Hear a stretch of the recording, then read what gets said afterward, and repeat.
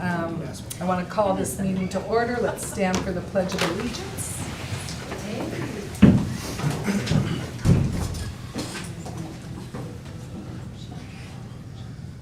Ready? Begin. I pledge allegiance to the flag of the United States of America and to the republic for which it stands, one nation, under God, indivisible, with liberty and justice for all. And after the Olympics, I just want to say, go USA. All right. So I just want to welcome everyone here tonight to the meeting.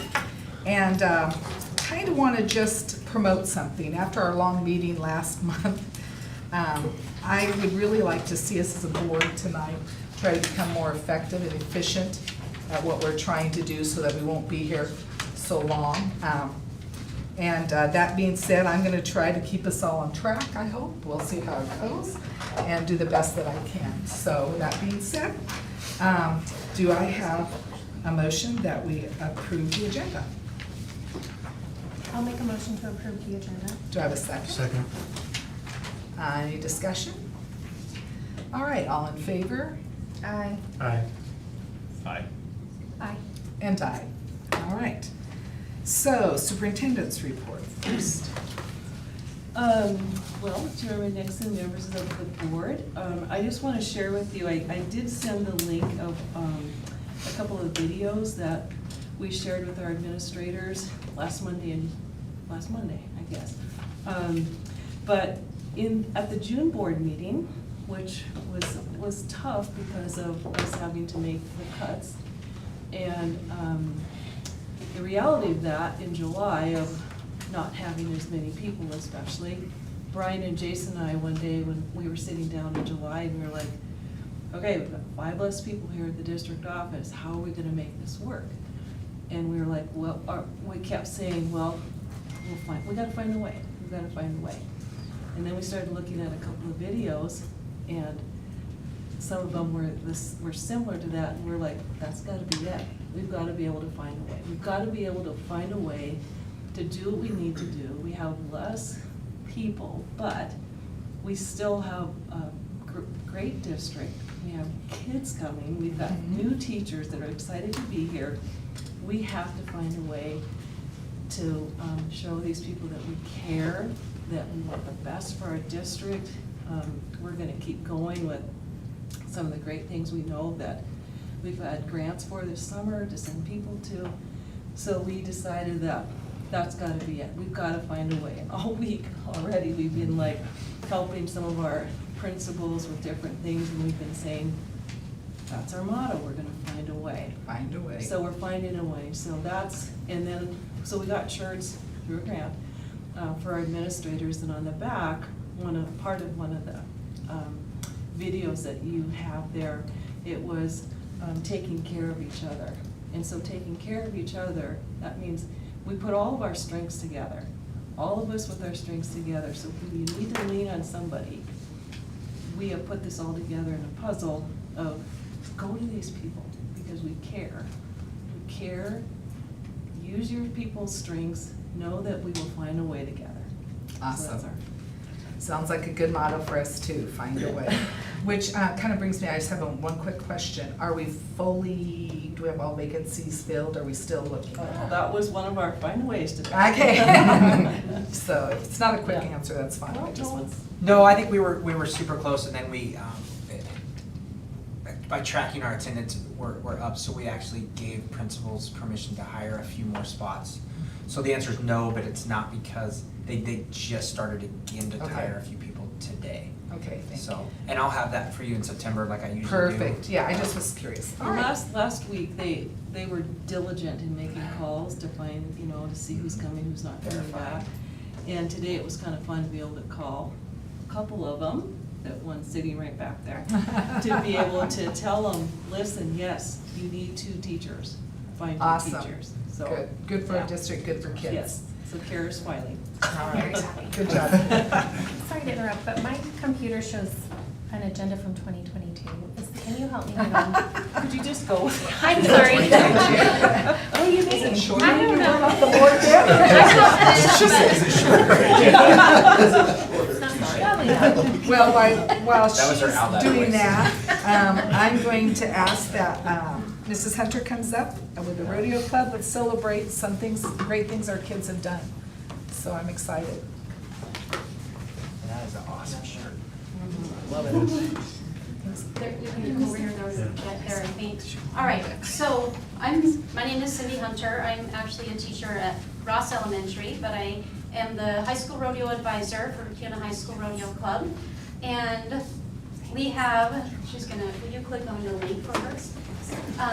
I'll just give you a quick overview These guys of they're gonna the, do it. the club in general, to give you some background. There's been a club on and off in Kuna for around, I don't even know how long. I know when I started 20 years ago, I asked about it, and everybody said, what? It's a rodeo club. So there's been one on and off, but it recently, the staff member who was doing it moved, and it kind of got dropped. So I picked it up because my son was high school rodeoing at the time. So that's how an elementary teacher's currently doing a high school advisory job, which is kind of challenging, but I'm learning a lot about the high school ins and outs. Our members, anybody could be a member of the rodeo club, even if you don't rodeo, but you support rodeo and are interested in rodeo, you can be a member of the club. This is my third year doing it, and it's been getting been getting out there so much. We've had kids from outside of Kuna asking to be in our club. We have 2 come from Coal Valley High School to join our club and participate, and I have 1 from Eagle High School coming. So that tells me that kids are interested, and it's a club that kids want to be part of and joining, so that's been fun. We do have officers in our club that help run the meetings, and like president, vice president, and that's the past and current is just kind of where we came from, like the person that was in it and how I got here. Some of the things that we've done in the past, again, it's only been 3 years, and the first year I was just kind of figuring it out, and every year we take on more and more. We did a Hubbard assembly where they called it a reading rodeo, and we worked with the Hubbard kids and went and taught them about all the rodeo events, and then encouraged promoting reading through that with the librarian over there, and that was really fun. We do a fundraiser each year with the Kuna Stampede Rodeo, so we sell water bottles and we work with that rodeo, and that one's a big fundraiser, and they are very supportive of the Kuna Club. Our biggest thing that we've done, and we started very small, the first year I took it on as a college rodeo information night, and it started with just our club where we had the Treasure Valley Community College coach come and talk to the kids about college rodeo opportunities. And it was pretty successful, so last year we opened it up to all of District 2 rodeo, which I'll explain that in a second, and brought on other colleges to explain their opportunities after high school, what you can do in college as a college rodeo options after you leave high school.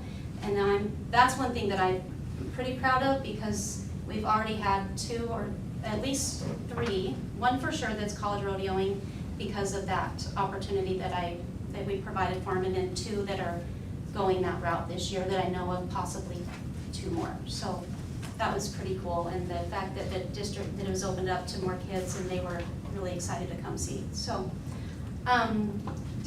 rodeo's different, and Jaden's going to talk about this a little bit more, but Idaho's broken into 8 or 9 districts. And we are District 2, so when you see my emails come out, I reference District 2. It is all of these towns, plus part of some people from Oregon come over. We are the biggest district rodeo area in the state of Idaho, and the most competitive. Each kid has to come up with $345 dues just to start competing. They start at the summertime fundraising. They can take on extra jobs and chores to pay their national and district dues. They have to come up with a $200 minimum sponsor, and then they have to pay their entry fee. So it's very expensive, so the kids that are doing it are very committed, and a lot of them start summer jobs to be able to raise their fees. They also can earn a varsity letter if they go to a certain amount of meetings and compete in a certain amount of rodeos. They earn a varsity letter, and that's been pretty cool to have the kids earn a varsity letter in a sport that isn't typically a varsity JV sport. So, all right, I'll let. And then our rodeos consist of, so District 2 we have a total of 10 rodeos through the time period of September through May. And this year we rodeoed in New Plymouth, Homedale, and the rodeo grounds here in Kuna. And they take the top 4 of the districts to state. And then Aiden will explain more about state. And then the top 6 that qualify to state, and then the top 4 go to nationals. All right. Will you go to the next slide? All right, so I placed top 6 in our district, which then qualified me to state this year. And at state, you get 3 tries to cover or qualify, make a qualifying run. And then there was a 4th one called a short go. You could compete for like money, more points to get you higher. And then I made it to nationals this year, which is a really cool experience. I also made it my sophomore year. My sophomore year, it was in Gillette, Wyoming, and then this year it was in Rock Springs. And it is over 11 days, so I was down in Rock Springs for a pretty long time in July. And we have a total of 2 goes, and then the opportunity to make the short go, in which I did. I finished 19th in the world. And it's just really a cool experience to make it to nationals and compete on Pause. such a high level. Yeah. She finished 19th in the world Yay. after her horse took a fall and they tumbled down in the arena. So she got a 0 or low score, Yeah, right? lower score, yeah. So she would have, if they didn't fall, you would have placed. Like 3rd or 4th in the world. Wow. Yeah. Congratulations. Thank And then the National Escrow Rodeo is pretty cool. You met people from. you. Like Mexico, Australia, New Zealand, Canada, and there was over 2,500 contestants this year competing there, so it's quite the big event. Yeah, it's pretty cool, so. Yep, I thought that, I just want to take a second to celebrate these guys. It's pretty hard to qualify in bull riding in general, like if you know anything about rodeos. And then to make the nationals in Jaden's. And her event's not a very common one, the ring cow horse, so anyway. Wow, awesome. If anybody wants an extra barrel horse, I got one that ran in the 19s and he'd never been a pattern on it. Like the 5th time I Wow. did, I timed him and I got him in under 20 seconds. Wow, that's pretty good. Yeah. Better You keep need pattern it. him. Yeah. Well, thank you. Thank and you, guys. What a great honor and how wonderful. All right. So, Thanks for coming. Thank yeah, you. appreciate it. All right. Do I have a motion to approve the consent agenda? Oh, wait. Patriot comment. Is it Patriot comment? I knew that, that's why I moved them. Remember, efficient, effective tonight. Okay, anyway, so do I have a motion to approve the consent agenda tonight? I have a question in the consent agenda before it is approved. Okay, so should we approve it and with minus those 2 things that she has to take out? She can ask a question Okay. about it. So, Okay. go I ahead. have questions about the warehouse freezer compressor. All right. And I also have questions about number 7, the school resource officer contract. Okay, so that would be Val. Is our You can question? pull the 2 items and then we'll Okay. question and. Okay, so I'm make a gonna motion pull from number 7, school resource officer contract out, along with number 9, the CNC machine, out. there. No, not CC. Oh, sorry, No, not 7, CNC. sorry, 8 warehouse freezer compressor, sorry. CNC machine gets to stay in. So I'm gonna take out 7 and 8. Now, do I have a motion to accept the consent agenda except for those 2? I'll make a motion to accept the consent agenda with the exception of numbers 7 and 8. Okay, do I have a second? I second. All right, and in order, all in favor? I Michael? Aye. Judy? Aye. An aye for me. All right. So let's start with number 7, maybe the school resource officer contract.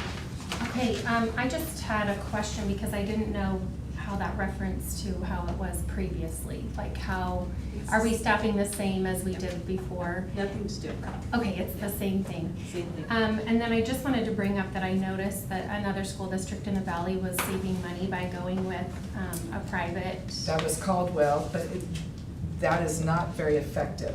because they can't make any arrests, you can't do anything, they're just basically there for security only, is the way I understand, I'm sorry. Yeah, That's but what I'm ours are, ours are completely grants. Ours are I mean, paid for by grants, not out of the general. completely Oh. by grants that we can only use for that. I wrote them specifically and we got money specifically for them. That's the Okay, only way we yeah, and do I it. do think it is better to have SROs. Oh, Yeah, I think it is, I So, okay, so completely funded all of the Completely, ones yep. previous, okay. Yeah, That's and all nothing's questions I have. changed. We've had 4, we've always had it just like in consent. Okay. This one is the August to September, and then there'll be one October to June that I'll bring in September, but it's all, I anticipated. But Office of Drug Policy and Safe and Drug-Free Schools are all good to us, and they gave us quite a bit of money. I was gonna say, wasn't that one of the last grants you got, if I remember correctly, before we did the Well, budget? I do think we have excellent We SROs, do. so I didn't wanna Yeah, say that we don't, but I just wanted to, I Yeah. saw that in the news, and I know we're trying to save money. yeah. And so, maybe we'll have to be to that in a future time if we can't. It might be keep up something on that it, but- free- If we 3.2. don't have Yeah. grant money, yeah, it would be, Right. but right now, we are so grateful for Yeah, them that and sounds what we great. have, so, yeah, does that And, help? and grateful That's to great. keep our kids Yep. Yes. safe. I just wanted to see if it was a reduction. Have always shared one? High school and Swan Falls share Hiram, and then we've got our elementary one, and then we've got one in each middle school. And we have a new one that'll be at KMS this year. And we're pretty excited. I haven't introduced. So, the one with the cowboy hat, Lamb. is he still here? Funnel? Funnel is here. Okay, good. He came in yesterday, I He's didn't so recognize him, and he's completely bald, it was on his motorcycle. Okay. And he came in, but he is He here. loves the kids, man. He loves. Yeah, He's a good yeah. one. Very good. Okay, that's all I have. All right, Thank you. and then, number 8, the warehouse freezer compressor, I think, questions for that? Yes, so I saw that, well, there were a couple of things. So I just wanted to understand the need to buy something for like a future breakdown. Like, what does that mean or look like? Want to take that? Yeah, absolutely. So we have a freezer here in the warehouse that houses all of our food for school lunch. And we have had multiple problems with it this year. I feel like we keep throwing money at it. And it has been recommended that we consider putting one on the shelf. And it's because we don't have one here locally. The last time that the compressor went out, again, we didn't have it locally, and I drove to Salt Lake all night to get it back here so we could get it installed before everything melted and, we lost all of our product. And so it's on that verge of going out again, and like I said, we just keep kind of throwing money at it, but they're concerned that it's gonna go out, and we have no place to put the food when it's full. Your first plan was to buy the whole new unit, right? But we had to punt, remember we lost steamers Yeah, at yeah. 2 elementaries, so we used the money that we had from the 2017 that she was gonna buy a whole new unit with. So we're just band-aiding this unit to keep going. Would a new unit use the same compressor? No, it would be more up to date, I mean, with today, but that means new walls, and that means a Right. whole new condenser unit inside, and fans, and this would just be the compressor on the outside, and just that unit. Everything else inside seems to be working well, but we had planned on putting a refrigerator unit out here to go with that freezer unit. And then how are we paying for the $7,500 to buy it? That would be out of that pot of money that we have, Deferred maintenance. yeah. From the 2017 money, it's the deferred maintenance piece. So it's when things break, this is what we, Okay. So do we have money in the money that we're gonna use, that we've gotten from, I'm gonna call it the governor's money? the Can I call it that? 21. Yeah, absolutely. Do we have money there that we could allot to this so that we don't have to spend the money on an outdated compressor? I mean, I just wondered if we shouldn't spend the $7,500 here, spend a little bit more of that money to get a new one. I don't know. It will definitely be part of our 10-year plan is to do some kind of replacement for our. But we need something immediately. is what it sounds like. Yeah, the last time I thought I was going to California. Oh, no. Which I wouldn't have made it back in time, I Right. mean, considering it was over 10 hours away. So that's when it, you know, if you've got $100,000 worth of food in there, which we're gonna shortly. And then are they like refurbishable or is it just kind of? I think there are companies that do that. Yeah. How well they work, I don't know. And it's something that we certainly could consider. Yeah. We just kind of went through this with our RAM on our delivery truck, thinking about rebuilding the hydraulics and putting them on the shelf, but they were too far gone. But Okay. it's certainly something that we can look into. Okay, perfect. Thank you. Okay, you're welcome. Yeah. Okay. Do I have a motion then that we accept 7 and 8 as is? I'll make a motion that we accept items 7 and 8 of the consent agenda. Do we need to make that more specific, Deanne? No, that's fine. Do I have a second? Second. Okay, and Kirsty? Aye. Aye. Aye. Aye. Hi. All right. So we'll move down to G, unfinished business. Second reading of 650.2 policy. Let's do the library if I remember correctly. Yeah, Trustee Lowe, Mr. Gifford and I met, we made this probably less educationalese and just to make more sense, we simplified it.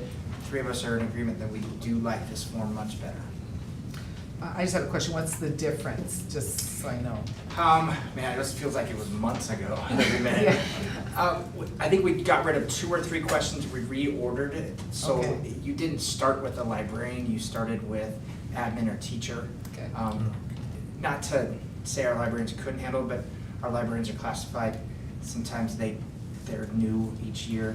Just felt like it needed to start with the teacher or the admin first. Okay, And we made made- some check boxes Yep. there to make it easier to understand. okay. I could remember the difference, I just kind of wanted to. Yeah, it's so the form, and because it's new, we didn't do the red line, because we all know the red line gets very confusing and we've never had the form before, so. Okay. So you didn't have to do any red lines? That's Correct. nice. I like that. All right, do I have a motion that we accept the second read of 650.2 Library Resource Center Materials Form? A motion that we approve the second reading of Library Resource Center Materials Form. Do I have a second? Second. Any discussion? All right, let's start with Hillary. Hillary? Hi. JD? Aye. Michael? Aye. Kirsty? Aye. An aye for me. All right. So, moving on now to new business discussion action. We need to consider the purchase of buses from auction or other sources when available. And that's Assistant Superintendent Graves and Manager Saxton. So I'm gonna tell a quick story and then I'm gonna really lean on you guys to, this is a strange ask that we're making. Just so you can, in the last 3 months, remember in May, we had an auction that was right before a board meeting, so we asked to spend no more than $25,000. We were able to buy that bus, it was like it was less than $9,000, we were able to get that bus. I know that Brenda's value of it was much more than 25, but they felt like 25 was as high as they wanted to go. Please remember that Nampa and West Data both changed their contract with different companies. So with new companies, there's been quite a few buses that have come available. One of those buses, Brenda's worked in transportation for quite a while, so people will reach out to her, hey, we've got this bus opportunity. So she came to us and said, hey, I've got a chance to buy a special ed bus. You guys valued it over $50,000, they're asking 36. So if you remember, but they needed to know like tomorrow. So we had Kim email you guys and say, can we at least say we're gonna do this, and then we'll come to consent, and then we'll write the check tomorrow. You guys said, no one said no, so we went to them, then they said, no, you can't, you gotta get the check tomorrow. So then we said, can we do a deposit? So then Kim did another update, said we can do a deposit, and they said, no, we're gonna put it up for auction. It actually worked in our benefit, because the auction, we got the bus for, the same bus we were gonna pay 36 for, we got it for 29. But again, they said that you can only have it for 29 if we get the check in 5 days. So these auctions happen a little bit quicker. So I guess our ask to you guys is there, we know of a couple other buses that are coming, and Brenda can kind of explain. Dan really wanted us to put a number here, but one of the buses is a 2018 general ed bus. She thought more in the 20s, and there's another special ed one that could be as much as 40, maybe hopefully 30. So they're putting a number, just trying to, when these auctions come up or when these opportunities come up, they'll call us and say, we're gonna put this bus up for auction unless you guys would like it. Or it's gonna be up for auction for 5 days, and next board meeting's until the 10th. So we're just trying to, the way we did this through email, is that the best way? Is there a way that we can, we don't wanna miss out on these because we can't right now buy the new bus for $150. I'd love for Brenda to talk a little bit about depreciation and how these buses actually, this bus we get for 29, but we're actually gonna get money back for it still. Because it's under the 12 years old, and so when we submit it to the state, I'm not sure exactly how much we're going to get, because it's not gonna be obviously the full price, it's gonna be what we purchased it for. And whatever the remainder of the 12 years, we'll actually see some money back. But what we're trying to do is strengthen our fleet. We have an older fleet, and we have a fleet with engines, a lot of buses with the engines of Max Force International engines, and they have not been the greatest engines, and they're costing us a lot of money coming in the future. So I see this opportunity of 2018-17 buses that are coming up. STA back east, they contacted me and they said they would be willing to talk with me without going to auction this time, which would be really, really cool if we have an opportunity. I did reached out to International to see how much ballpark these buses are, and I'm still waiting back from STA what they're gonna ask for them. But we have right now currently in our fleet, 15 of them are Max Force.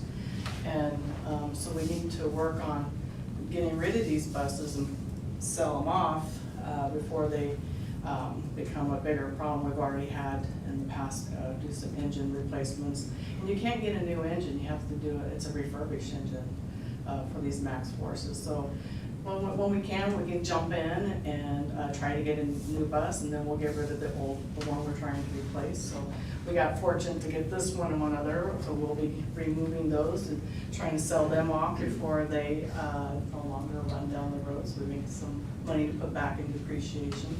When we buy new school buses, the state reimburses that bus up to 85%. If we continue to buy buses, then we get up to 12 years at 85%, the district's supposed to pay them 15%. But if we keep them coming in, we can actually make money and buy buses, but we need to get back into buying buses. And that was this sad part when the levy didn't pass, and hopefully soon something will make change for everybody. Depreciation money can only be used That's to right. buy buses. To buy buses only. Our engine money can only be used to buy engines. So this isn't money that we can go and buy football uniforms with or pay for a teacher. We can only use it for buses. So are you looking at 2 buses that you want to get that are as many No, as we you just want? we told you in the past about the 2 we've Okay. been able to get. Yeah. But you want 15, you think we need 15 more? Eventually, we're gonna need Yeah. replacement, but here's a rare opportunity. It'd be interesting when we get the number back, what they're asking for them. Rod actually reached out, I sent an email, I hadn't heard back, Rod actually reached out to STA and to see if we can figure that out and then come back. I was just really grateful that they are gonna give us a chance to potentially purchase a bus or 2 or so. With the depreciation funds that we do have available, and in our fund balance, I could say, that's not, and it won't do anything. We have the money for our new bus. We've been waiting 2 years to come. It takes a while now to even get a bus.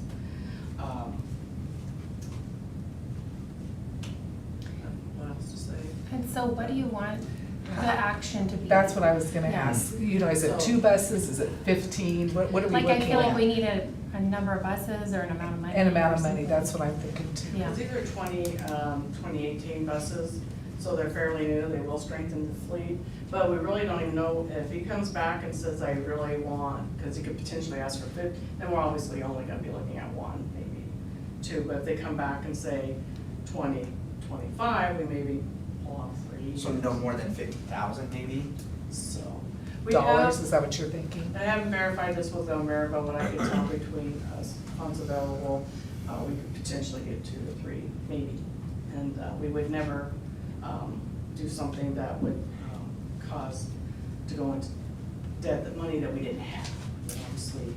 And Trustee DeLo's right, we need a lot more buses than are gonna be offered, so there's no reason for us to overspend. Brenda's looking to spend as little as she can so she can bring in as many as she can. To increase the age of Right. the newer bus. And you just want some freedom to be able to do that, Yeah, because it's because it can happen auctions overnight. on the fly, you know, that's just Got like it. this other one, they were, and then when they threw it into auction, it just threw us into a whirlwind, and then it's like, oh, and it closes in, you know, a few days. But we're very, And then very. we will take advantage of the same auction company to then sell off our old ones to see if we can get something for them. Yeah, and then when we sell off anything we have that we are looking at, we'll just put that money back into depreciation also. Could the motion be to keep purchasing buses until we exhaust all our depreciation funds, not to exceed what's available, whatever the state gives us for buses? So, you know. I'm fine, that sounds Yeah, good to me. so as long Thank as you, you just keep Amanda. buying buses until you reach 0, Yeah. and then just stop. And we will keep you guys updated on every Updated purchase. on what we're Mhm. doing. And if they line up, we'll get them in consent agenda that same way. It sounds like it's a good time to purchase Yeah. buses with It's a this rare happening. opportunity to have these available. Yeah. And it would make good sense to obviously look at them. Do I have a motion then for this bus auction opportunities? I make a motion that we approve the ability for them to buy school buses until we exhaust all our appreciation fees. Okay. Do I have a second? I'll second. Any discussion? Okay, we'll start with you, Hillary. Aye. JD? Aye. Michael? Aye. Kirsty? Aye. Aye for me. All right, thank you. By the way, I appreciate all that you guys are doing and those bus drivers, and thank you. Yeah, it's good. All right, number 2, athletic budget discussion, and we have Assistant Superintendent Graves and CFO Fedler for that. So this is just a reminder that athletic activities are not funded by the state. Next slide. And hopefully that chart that looks familiar to you. Probably a year ago, we presented the same chart, and we have 2 red boxes where we were in deficit for transportation and also in deficit for stipends. And last year, the proposal was to increase the fees to 100 for high schools and 50 for middle schools. And that did help with transportation, but we're still in the deficit for our stipends. And for the purposes of this presentation, I'm only gonna talk about athletic activities because we also have a co-curricular stipends that the district is paying for, but they're not included in here, kind of separated. And the next slide, so this is, I did receive a lot of feedback. We emailed you the detailed spreadsheet with calculations, and it's just the first iteration. It's gonna take several iterations just to make sure we're all on the same page. But just an overall, and when I calculated it, and I got a very good feedback today, I kind of like all hands on deck. If we put all money together, booster clubs, every single dollar that we get, and all the expenses that we have, we still have the difference. What would it take for us to close the gap? What would the fee be? So on average, for high school, the average fee would have to be $352. And it's true, so right now I estimated the average fee for all programs, right? But some programs, some activities, contribute differently than the others. So if we go and do true calculations without average, there would be a different fee per activity. I did not include it because we didn't have enough information about Title IX, and like what would it mean to propose a different fee per different activity. Just has to be some research before we confidently include it on the slide. But you do have access to the spreadsheet with draft calculations to see what it looks like. And you will see if we go, and if the district will choose to brainstorm what would it be per activity, it could go from $200 for one activity to $700 for another. It depends on enrollment, what it takes, how much revenue we are collecting, whatever the booster clubs are contributing. So it's work in progress. So kind of did the first iteration, got the feedback, and I will collect additional feedback from you, and maybe I will, calculate the second iteration, like we are all on the same page. And maybe next time we can already, and we'll check all the Title IX rules to see if we could offer different fees for different clubs. And hopefully next time we'll include a slide, would it look like per sport event, if we would really wanna separate those. Middle school would probably take $170 on average a fee to close the gap. And we also have a gap for co-curricular activities, and we currently do not collect the fee, so the district is covering the difference. So in overall, so this is just for your information, because we used to say $400 to $500 or $400 to $500,000, and when you look at this amount, you're gonna ask, why is it only $337? Because I'm not talking about co-curricular activities. So right now, the estimated gap for athletics is $337,000. So the question would be, who's gonna pay for it? Do we wanna ask the community to help us with this, or do we wanna increase the fee? So, and this presentation does not require any action. It's just kind of was my homework from the prior board meeting, just for informational purposes. But there would be an action later to see, because the school year is about to start and we need to do something this year, so the action is gonna be, what do we do today? And something that got my attention, if we would like to increase anything, including child nutrition or any fee that we're collecting by 5%, Idaho code requires us to do some work, and it probably takes 2 or 3 weeks. We have to advertise, we have to collect public comments. So if we would like to increase it by more than 5% today, we won't be able to do it. We'll have to either have a special meeting or come back to you in September. So that's for the next item that you're talking about, which is number 3, athletic fee. So we Yeah. can't, if we increase it by 5% according to Idaho code, then we have to advertise in the newspapers and. By more than 5%, it says 5. Right, 5, In bigger excess than of 5%, which we yes. were looking at increasing it by more than 5%. So we have to advertise it in the newspapers, how often, for how long? So do you mind, I can does click on does it. this have a link? I wanna say 2 weeks. Oh, thank you. Oh, that's a light link. Could you scroll down a little bit? Okay. Okay, hold on.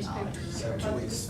2 weeks, yes. And so as a result of advertising it, then public comment, like we don't have to formally do some kind of public comment, like that just might bring public comment. Yeah, somebody can, maybe somebody would wanna, sign up for delegations or something like that, but no, like if there is no public comments, there is nobody, we have to give an opportunity. And then after 2 weeks, we could make a motion. And our fee right now is 150? Like 100 100 for high school, 50. and 50 Yeah, for high yeah, school, yeah, sorry, 100 yeah. and 50. So if we were to raise those fees tonight, then we have to publish it 2 weeks in the newspaper, correct? Yes. And then, and see, so Probably, could we yeah. collect from cross-country and football and all, we have to wait all that time then, in other words? Well, it doesn't say we can't accept the money, right? We could like, Any more fees than what's Then already over on the 5, record. Could oh, it's over it- 5% of what we're doing. So that would just, we would collect the normal fees that we would for fall. I'm assuming this wouldn't go into effect until winter sports, right? Is it a yearly Yeah. thing? yeah, it could be Depends on your per motion. Depends on the motion. So we could make it for winter sports, starting winter sports. Thank you. But I don't see where it's, I mean, correct me if I'm wrong, does it say we can't collect it? Like, it just says we're notifying. Like, it doesn't say we can't, it just says notify them of the decision.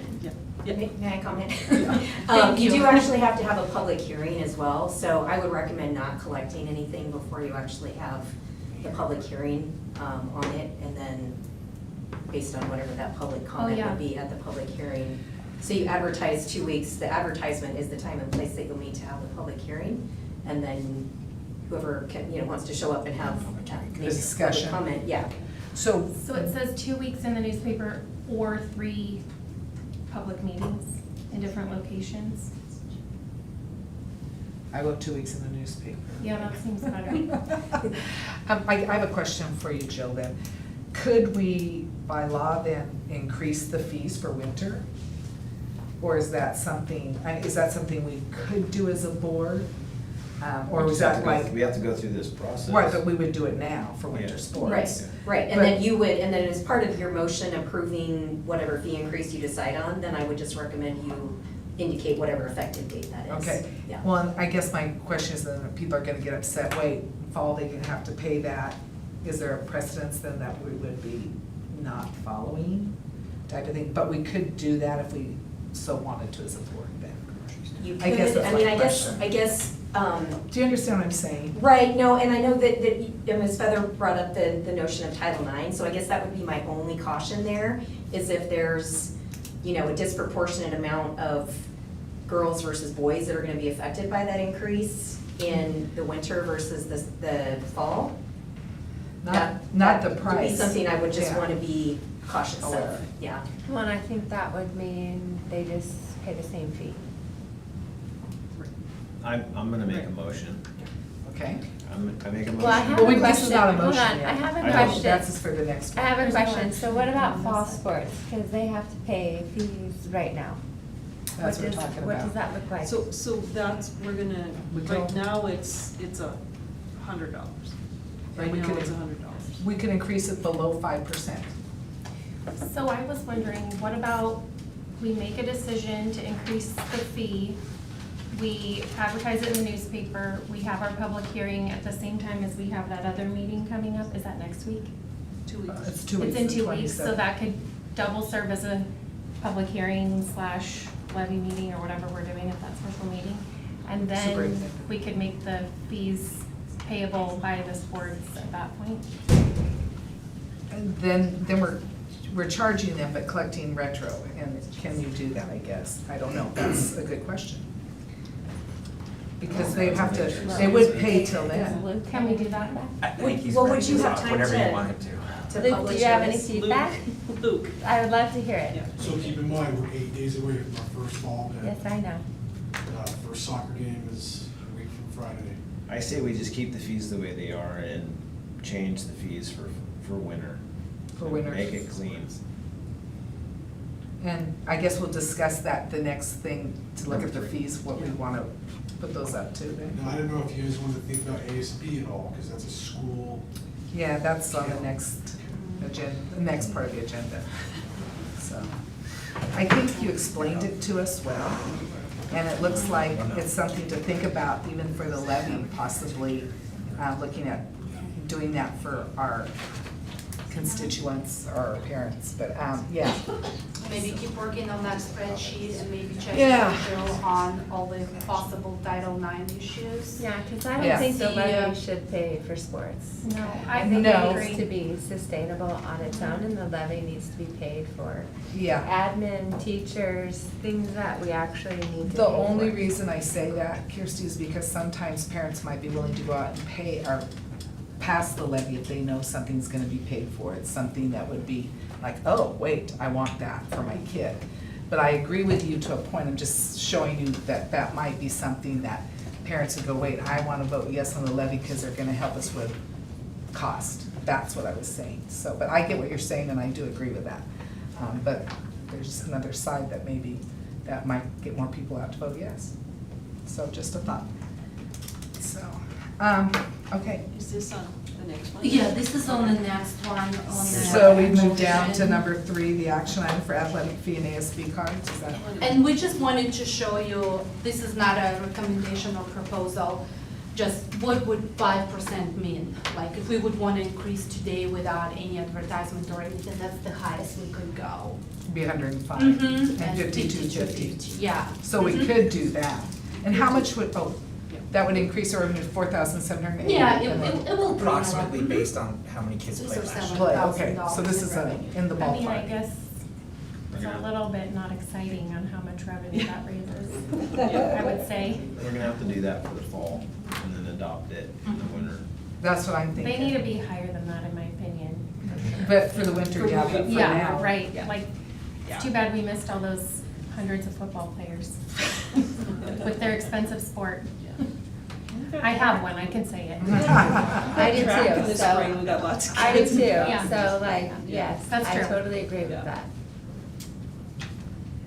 All right. So this will require an action, right? What should we do today? Do you want to go to the next slide? Oh, sorry.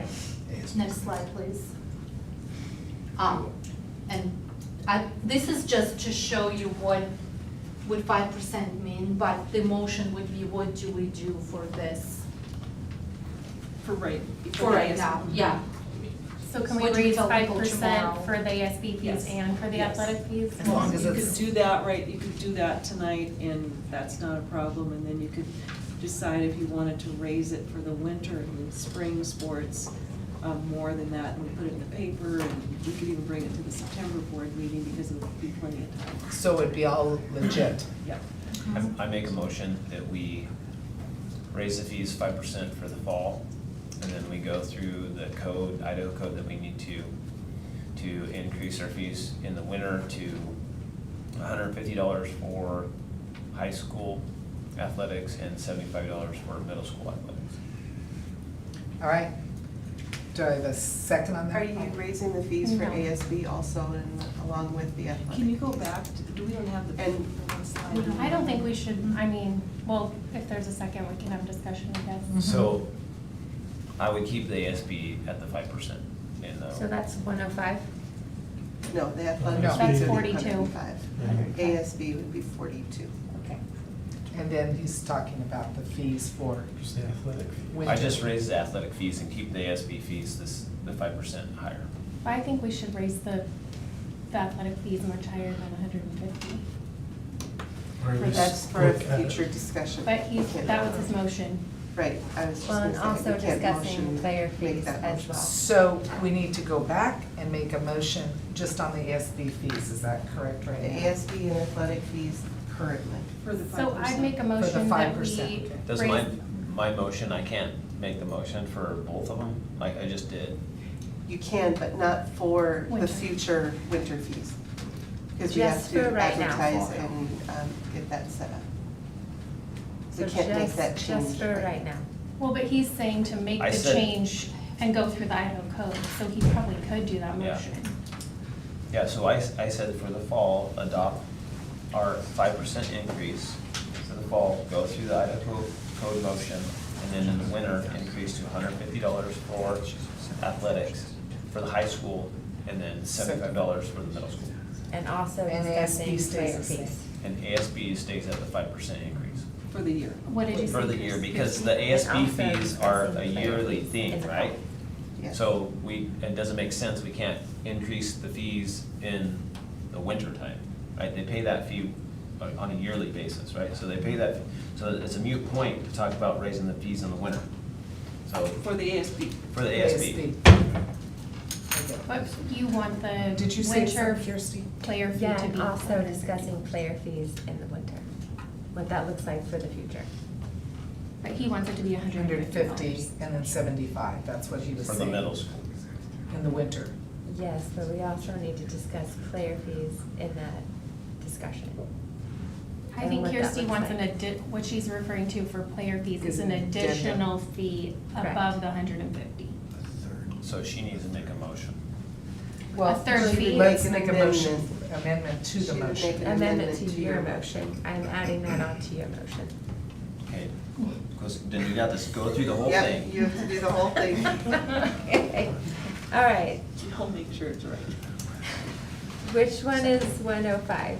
ASB or You just ISB? say 5%. 5% for the ASB. fall. Can you go back? Okay. For student fees, which Go will be back. all year. Go back a slide.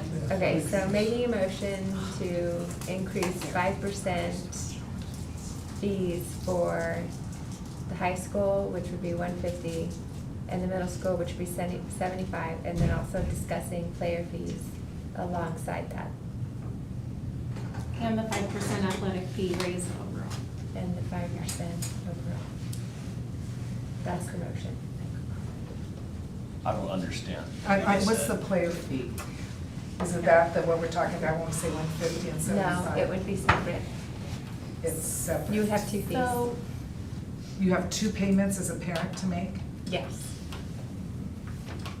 Okay, That's- It needs to be discussed. So you have your ASB annual fee that's the one. Correct. that stays at the high school. Right. Correct. The pay to participate fee is every season. Correct. So if you play football, you're paying projectedly 5% increase. No, excuse me, basketball, 5% increase, and then spring sports. And JD's right, we can't increase the ASB fees, that's a one-time Right. fee that kids will be paying for tomorrow. but can we add another fee is what I'm wondering, and I think Kirsty's wondering, because that's a new fee, it's not raising the fee over 105 or 5%. Can we introduce a third fee? So besides the 150, Luke, then an additional player for your equipment, whatever that might be, an You can. additional. Yes, like other That's my districts motion. do. Yes. So your Would that motion be a is high- to make Would that be at the two high school fees or? To discuss what that looks like, yes. We're talking about by sport. Okay. Yes, by sport. I feel like it just muddies up the water and makes it confusing. Well, that's where the discussion would come in, because the ISB and the ASB is to keep the lights on.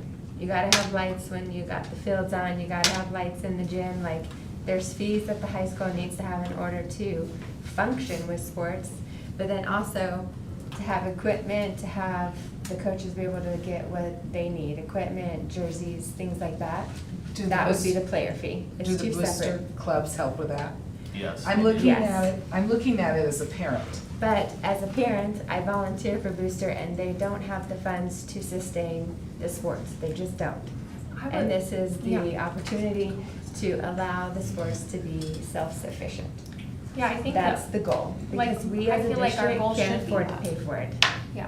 And they always come to us to ask for things, and we don't have the money for it. And it's not fair to the coaches to not have a little extra funds to help fund their program. I guess I'm looking at it from a parent. I'm also looking Yeah, at it I as know a you are, parent. and I get that. I'm looking at it as Jimmy wants to go out for cross-country, he's not very good. I want him to be able to, he comes from a family that doesn't have a lot of money. I want him to be able to have that chance to do Well, and that. then you have scholarships, but track is completely different. It probably wouldn't be a Well, huge I'm fee. just saying any Well, sport and in is what I'm that case, thinking of. then a levy So- would have done that, but we didn't pass a levy. That So is we have correct. Plan B now where we're trying to pay for And I don't believe a athletics. levy should fund sports. I just And don't. I would also agree with her. And so I agree with that I feel like, I guess I'd like to make another motion if we haven't gotten a second. We Am I we allowed haven't yet? gotten any seconds Okay. to any of So them. can I make a motion that we, No, can I not? you cannot yet. You Till have to JD's. second, and then we have Oh, to but let that nobody got die. a second. Well, Okay, but the we got motion it has to amended, Mhm. so And then you Oh. can make a. what were the next two motion. costs that you were asking for, Kirsty? Can on I, your can I, amended? can I say something real quick? Uh-huh. Athletic Director Wolf, can you talk to us about, our athletic programs are pretty self-sufficient, right? Where They are 100% self-sufficient. Okay. Financially, Yes. from what money? Because Elmira just said negative 300,000. All money they receive is fundraising money. We're not So- using any money from the general fund? So, the Yes, booster we are. clubs, they pay for supplies and equipment, and yes, they pay for themselves, but they do not pay stipends. Right. They do not pay for transportation, the district pays for it. So, so there's still a deficit for stipends and transportation. And the year before, we were negative $80,000, and at this point, we don't have the money or the budget to pour into sports.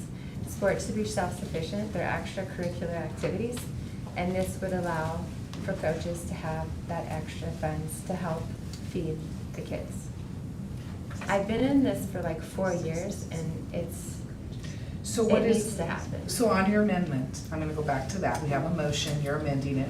Your amendment is 150 and 75, what's your extra fee on top of that? It would be a discussion, it's not, I don't have a set in stone, it would be us discussing what that looks like per Right. sport. So I guess I would second Kirsty's motion. Okay, So nothing's set in stone, it's just a complete discussion, what that looks okay, like. and I have a discussion, I'm gonna say discussion here, discussion. So does that mean that we can still do the 5% for fall sports under your motion?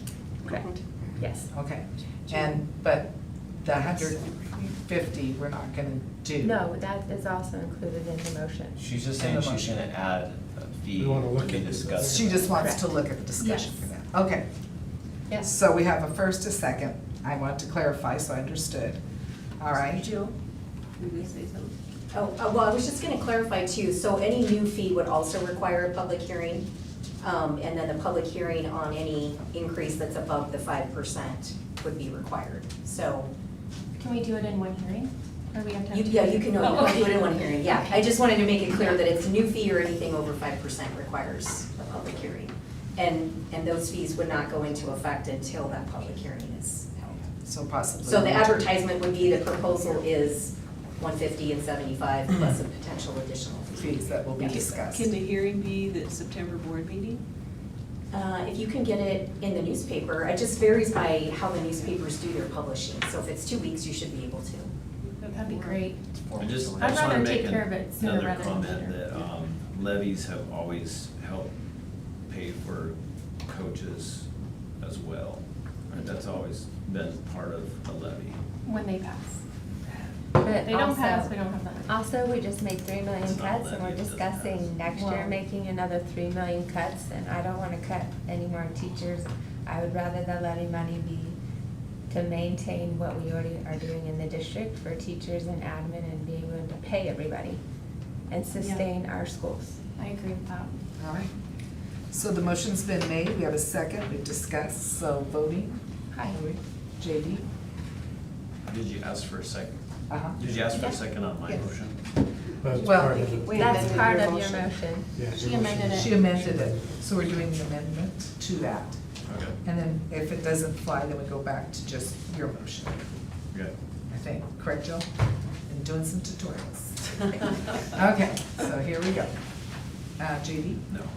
Okay, I'm gonna say no. Aye. Okay, Aye. so passes. All right. So could I just understand what it was though? So it's, we're doing the 5%, correct? For the So- fall. For the fall. And then we're 150 and 75 for the winter, because we've got to put that in the newspaper, and then discussion to be the player fee, we don't know what that is. We don't know that yet. We don't know what that Okay. is yet. That's Just the wanted to motion. make And so sure. can we put that player fee on the special meeting that we're gonna have in 2 weeks so that we can discuss that? Because then we'll have the hearing in September, because we won't have a chance to discuss it. Will there unless be we do. 2 weeks in the, does it have to be 2 weeks in the paper? Yeah. Yeah. So is there enough time to do that? Yes. I think there is. Okay. I don't know what your I don't know which paper you publish in, so I don't know, I can't answer that. I'll check. I think you guys are 3 days, sorry, Yeah. sorry. I think you guys are 3 days lead time for publication. Yeah, We are when we do the seal bids. Yes, So we yeah. might not make September, we I think make you're 3 October. days. But So you October's get good. whatever you want published to the newspaper 3 days in advance of the publication date. Okay, but maybe I'm not misunderstanding. We're looking at doing this in the winter, so we do have some time. That's correct. So, For the September. So we could. yeah, I'd could say talk about it on September the board meeting, September then board that gives us meeting. plenty of Yeah, I time, don't and we're think not we can make rushed. the 27th, but we can make. I like that better. Yeah. Please have them. And we can get some. Yeah, and I just, and if we're not doing it till winter, I think we're fine. We would just need to determine what that player fee would be to advertise before. So sooner tomorrow- rather Right, than so October. September. September and then 5%. October. Should be would be good. the hearing. So tomorrow, we have to publish fees for schools for all the 1,800 Correct. kids to pay. Yes. So we are paying $105 for the fee and Yes. $52.50 for Yes. ASB. Yes, Correct? correct. Correct. No. 42.50. $42. 42. Okay, 42 for ASB and 105 Yes. for. Correct. Okay, Yes. And 52.50 for middle Yeah. school. okay, thank And you. if you remember, And 21. we did say, we told everybody, like Yeah. last week, hold up until after the board meeting Yeah. and We had signs told up. the office people, our office managers, just wait until Wednesday so we know whether we're gonna stay It's or. okay, she wasn't expecting this. Yeah, yeah. So, okay. Does that help? I think it does. Perfect. And I think we've already covered number 3 then. Yes, I think we did. All right, number 4, consider levy options for the November 2024, and that's Superintendent Bechtel and CFO Feather. Sounds the game. You're up. Woo-hoo. Oh, would you like to start? Go ahead. Mhm. So, just, this is kind of a recap of that, is, you know, restructuring our budget over 2 years to figure out how to do that reduction. We didn't want, we know we're losing 5.7, but we were like, that's quite a big hit in 1 year, so we tried to break it out. And we did that first cut in June of the 2.5 million in expenses. And going forward, we still know that if we don't do anything different, then we've got to spend this year looking at how we're gonna spend or cut 3.2 more million for the 25-26 year. And none of us, I mean, that was tough in June for that one, and we are living it with those cuts of not having, you know, that extra, or not extra, but the people we need. These guys are out mowing, because, you know, nobody can give up anything. We're all doing what we can. And it's okay. I mean, it's okay. What we really, we've got new teachers that are excited to be here. They want to be part of the Kuna School District. And I know you guys, Trustee Lowe and Trustee Bruce, were able to be part of our admin last week and see the good things that they're going to be doing. And so but we also looked at, okay, well, if moving forward, we still have to make these cuts. There isn't anything that was a good idea. There wasn't anything that was a good idea, but we had to figure out if we came up with certain things, let's just put it out there. They're options, they're just bad ideas. Yeah, bad ideas, because there's no good ideas when you're making cuts. So that's, if you want to go to the next slide. Elmira, do you want to talk about what, so we've got a couple options here. Yeah, so we tried to create 3 options, but there's also option number 4, because what if you would like to add something or remove or change, and that's why we have Chelsea here, so she's gonna help us out. So maybe we could create a 4th option without a special meeting if we clearly say what the changes are, right? And hopefully you will help us navigate us on what needs to be said. So, and I also have the spreadsheet with all possible expenses, so hopefully if you ask, well, how much do we pay for this and how much do we pay for that, I can give you some answers. But option number 5, or option number 1, so we kind of, we tried to be consistent, we already prepared what will we do if levy fails. Kind of already worked on the budget reduction ahead of time, so we do not have to face difficult decisions with such a short period of time if we have to. So the first column is what kind of positive, what could levy provide, right? It can maintain the current operations. But we're also ready for the plan, what would happen if it doesn't pass. So we would change the formula to be consistent with the state funding in terms of classroom sizes. We would maintain, and this, we would maybe change the schedule for high schools. And this is where I added the gap for the sport fees. So if you would like to remove it, you will need to state it that you would like to remove that item and take care of it through the fees. And the state only pays us for the part-time kindergarten, so it doesn't matter, we could run full-time, we could hire 50 teachers, they would fund us the same amount. So currently, we're using our savings to fund the full-time program. So what Levy could help us, it could help us to maintain the full-time program, otherwise we'll have no choice but to go part-time. And also, we will be, and that's what we always do, we just use our federal fund resources and see if we could shift some allowable expenses to the available federal funds. But what that means, you know, now federal funds don't have money for maybe travel or equipment or some other activities because it's just becoming only paying for personnel. So that's kind of the initial option one, just to maintain, so we do not have to go through another iteration of reduction, you know. And I think, you know, we kind of condensed it a little bit in the resolution because the resolution doesn't have to be that detailed. It probably just has to provide the breakdown between salaries and equipment and supplies. But this is what we will communicate. And then option number 2, if you go to the option number 2, it's the same, we're staying consistent, but we're also trying to see, do we want to just maintain, do we want to go back and restore something that we cut down through the first iteration of cuts? So what would that mean? Like, would we like to restore some technology and curriculum, right? Would we like to start buying new buses so we could have our depreciation funds being given to us because by the state, so we could maintain the healthy replacement cycle? So, but that would add up for $175,000. So what would happen if Levy doesn't pass? Well, we wouldn't have to go through another reduction, we just would not provide it again, you know. So, but this reduction will still happen. So hopefully that makes sense, sorry. Kind of try to separate those. So we're already not providing these services, so we'll just continue not to provide the services.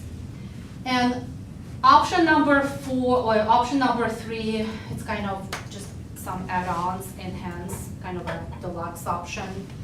So maintain, replace, restore, and we want to provide something valuable for the community, and hopefully, you know. We just came up with a couple of things that we thought might, so one of them, you know, is just turf. And in talking with Mr. Wolf today too, is we are the only 6A school that doesn't have turf. So it was just an idea. It's again, these are just ideas. But the other one on that safety bus tracking, West Ada is doing that, and this morning I was at an SIC superintendent meeting and I was talking with Dr. Bub and Dave Reinhardt, who was here a couple of years ago, and I was talking about their that safety busing thing, and he said they did this last year with all the elementary kids, and the parents loved it so much because it's a little tag on their backpack. And so it was such a great safety thing for their kids in the elementary. Now they're bringing it to the secondary. So we just put it on there as a option that maybe parents would want to see something like that. Again, just ideas of possible options or something that might be a positive enhancement. Want to go to 4? Thank you. Moving to the next slide. So this is a summary, and we have resolutions printed for you for each option. And and this is the tax rate. So right now, this year, of course, we're gonna, like, based on our current plan, the tax rate is gonna be 0 because of the plan that we have for 2024-25 year. But a year from now, this is what the tax rate is gonna be for supplemental levy. And when we create option 4, just to give you an idea that each $1 million will cost $18 per $100,000 for taxable value. So like when you do plus or minus, kind of give you an idea. So, and hopefully Chelsea will help us over here, depending on, you know, what the revisions are gonna be. She can help us to make a motion. Hopefully we wouldn't have to have another special meeting. I wanted to just add one thing. When you look at those class size numbers, as of today, we're up 102 kids. Oh, so So we As can of get a- yesterday, excuse me, as of Monday, we're tracking it weekly. How many do we need to get a extra levy? 100 and So, I filed Just thinking ahead. Yeah, I filed the extension, we have time for the next board meeting, to make a motion. We will know for sure our attendance, so, extra 102 kids, if they attend, because it's all based on attendance. Right. So if the attendance is the same, between 93 to 94%, we could be eligible between $550 to $650,000, depending on the attendance. Even 1% makes a difference. on Yeah. the 5th day. So, Yeah. We're eligible for that money from where? from emergency levy. Okay, It's an emergency Yeah, levy, which- it's a yeah. 1 year. right, I But it's just because wanted of- to Sorry, yeah, say it yeah, out loud. emergency levy. Thanks. So, the extension we got is through September 17th, so we still have time to make a motion in September for me to certify it to both counties, and the extension was approved. But what does that look like? Like, what's the amount, what's the tax rate on tax It would rate? be in addition to this, and, when we make a when we know the exact amount, we will know, it's gonna be an additional, the tax rate will increase because we will be asking for a higher amount from the community. So you won't know the amount until? Yeah, it has to be the 5th day of school, and it has to be the attendance, only the day after we will know. Mhm.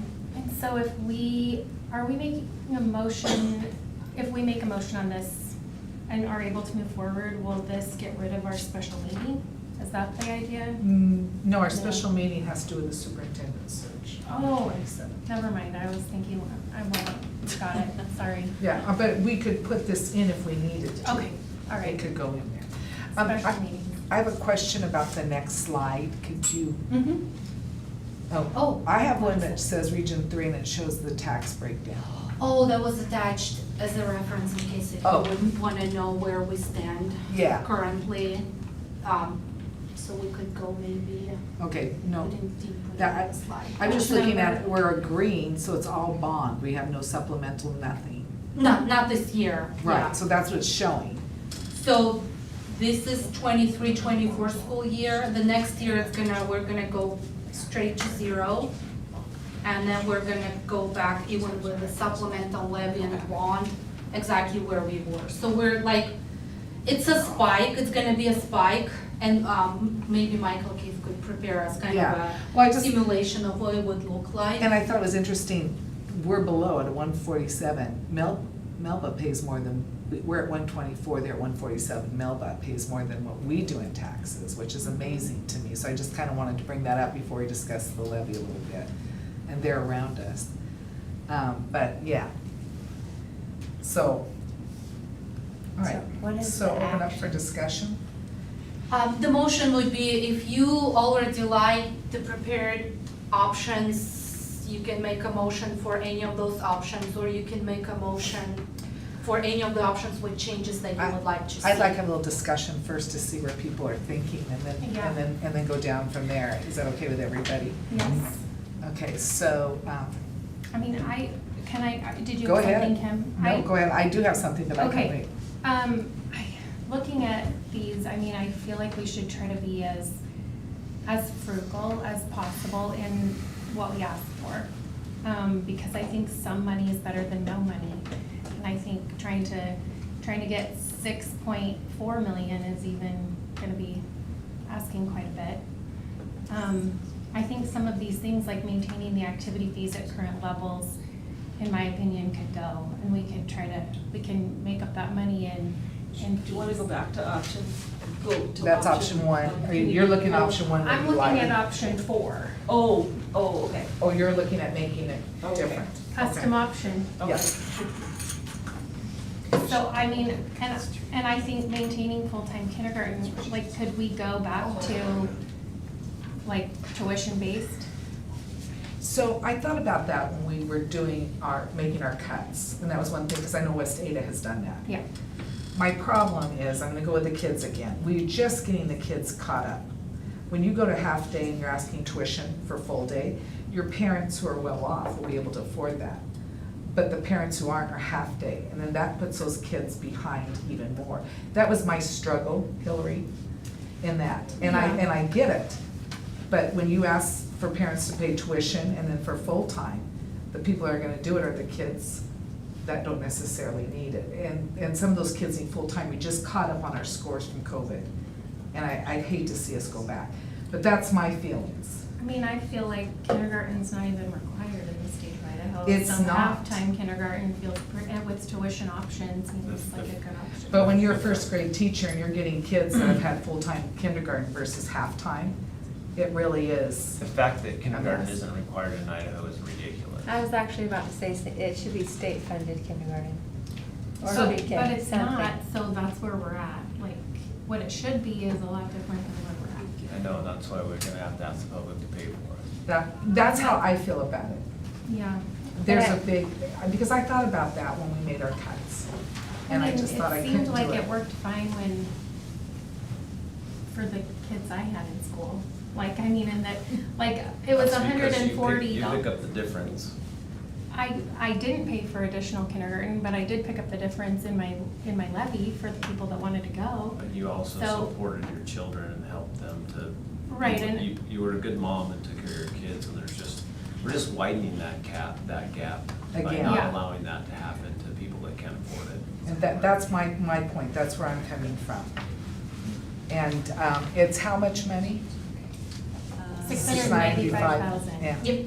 That's kind of a So, but if lot. you take off your activities fee, Well, if we take off the activities fee as well, then we're $1 million less. We have to ask the public for $1 million less per year. well, and I guess it goes to what does the community want? Do they want kids Well, not going to kindergarten? Do they I want think that what I'm test hearing scores? is that people don't want to pay for other people's kids to go to kindergarten because they voted no last time. I don't- And, I mean, that's just what I'm hearing is they didn't want to spend the money on the levy. And we've actually, when was the last time we passed a levy? 2017. Yeah. 2017, is Yeah. that when we passed a levy? This is. So it's 2024 now. Well, we did This pass. was only the first time that a levy didn't pass since then, right? So we've passed So you quite, haven't we've run a passed levy quite a We have few. never No, run we- a levy.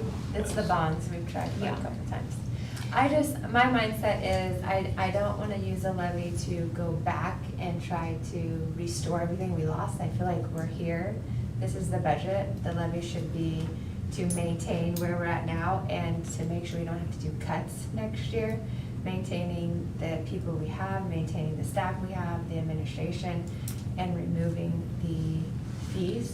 So I like the option for kind of creating our own and what that looks like. Because I don't feel like we need to restore anything. Maybe that means also for maintaining, we can extend a branch here and there where maybe we have the funds to like hire a different teacher or bring in like one of the programs you were talking about, but it needs to maintain what we have. Could I clarify one thing on that restore use? So, for those of you that have visited, like out at the CTE programs with Stuart, so what he's been able to do is to buy stuff, you know? But now, this year, we've said with that money that he would have bought stuff, he has to pay for two of his CTE teachers.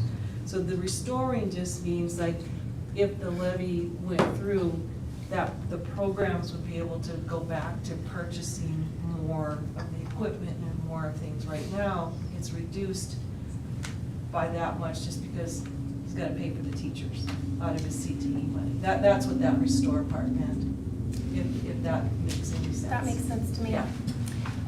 What about, and this is another question, I really feel like class size is something that parents really care about. And so maintain current class sizes, like I feel like maybe if we could do better than that and say improve current class size ratios, that might be something that people wanna pay for. I mean. Be preaching to the choir. We have to do that. We have to Is do that what? state guidelines for Improve those the numbers? class Well, numbers. this Those are says not. maintain it.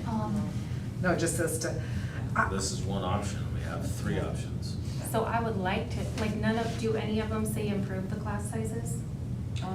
No, I think they current- all say maintain, so like if we did option 4 and we could say improve the current class size ratios and then get rid of the activity fees, I I mean, I personally feel like we should go to tuition-based kindergarten, but I could possibly concede on that portion if that's what everyone else thinks. But I feel like option one seems kind of good, minus the activity fees and improve current class size ratios. And I don't know what that means.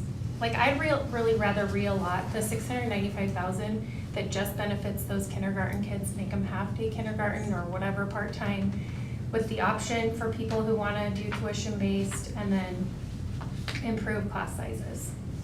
I think it's the number one thing that parents care about. Well, I think parents would care about maintaining full-time kindergarten with those scores and not having such a big issue going into first grade, but that's my personal feeling. I understand what you're saying, and how much would it cost? You know, you're gonna still go up. But this is maintaining to lower it. Yeah. What more cost is it gonna be? Right. And at the expense of our kindergarten kids? I mean, Okay, it so I've benefits done them. both. I've done full-time and I've done part-time, and I did not like part-time. I felt like my kid actually decreased his learning as opposed to increased. And so it was disappointing to not have full-time kindergarten when you actually had it in other states. So I actually prefer full-time kindergarten. I feel like the kids benefit from that learning time. Chelsea, did you want to jump in there? Yeah, if you don't mind. Sorry, no, we'd love for it to go, Chelsea. Do you want me to stand up, or can I say Just something? whatever you're more comfortable with. This would be nice. We're very comfortable. Sorry, everyone behind me. Chelsea Porter, Holly Truxell, your guys' bond and Levy council. To your point of the delineation of what you're seeing on the screen, you guys had in your packets what the resolution itself would look like. And so since the district has run a supplemental, it's last time there's been changes that require you, it used to just be, you could say, you know, all lawful purposes is what we're asking money for. The legislature now requires you to, you know, ask for the amount, but then say in,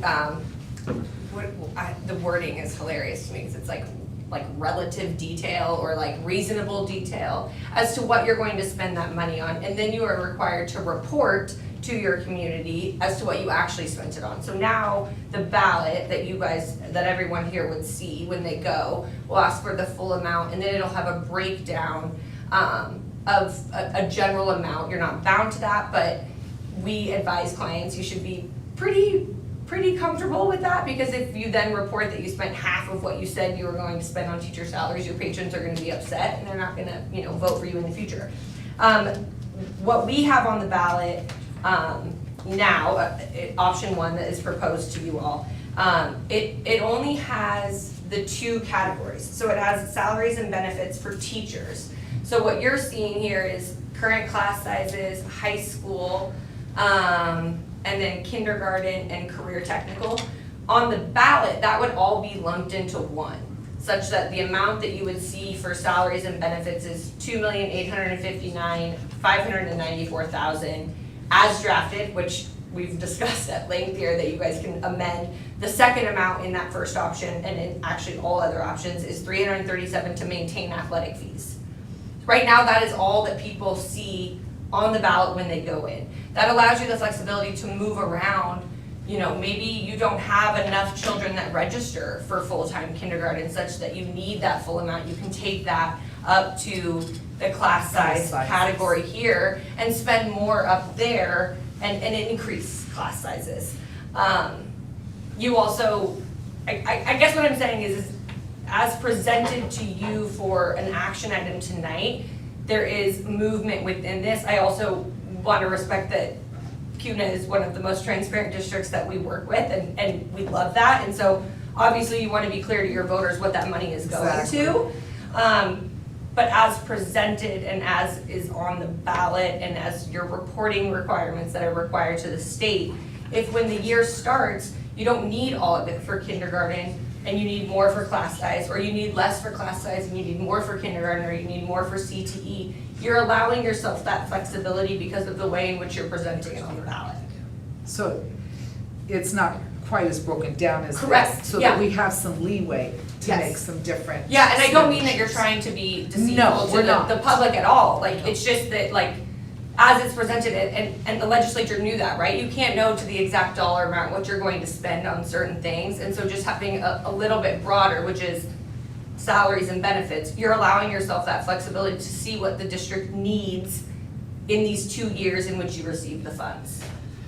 So, thank you. I Yeah. appreciate that, and I understand that. I guess for me, are you done? Go ahead.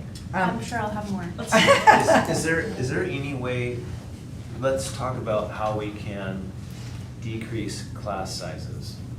Yeah, like instead of add 3 students, if it doesn't pass, what does it look like if we reduce by 3 students and add teachers like that? Like what do How we? much does that cost? Yeah, what do we have to levy That's to be hard able to to figure. decrease by 3 kids per class size? That's, Yeah, and it will require some calculations, we'll have to revise the formula and then, It's already built in. I guess, Staffing sheet. I guess what we need to decide on is, the both of you talked about option 4. So we need to come up what option 4 is gonna look like. Right. So like, what do you guys want option 4 to look like? Let's brainstorm that, to make that happen. Okay, so I have something to add to option 4. Do you We wanna- took away, Do oh, you sorry. want him to go to? You can Any other go to options? option, I like I'm this at slide option, Okay, for a this one? second. Okay, This go slide will go be back, great. I'm go sorry. back to 1. I was, no, 2 is where I'd like to 2. go. Okay. We cut our curriculum, and we cut our career technical, what was it, curriculum? It's and technology. Technology. over here, Yes. Chromebooks and curriculum Yes. subscriptions, yeah. I would like to see us somehow put that back in. That is a huge piece that we took out for our kiddos.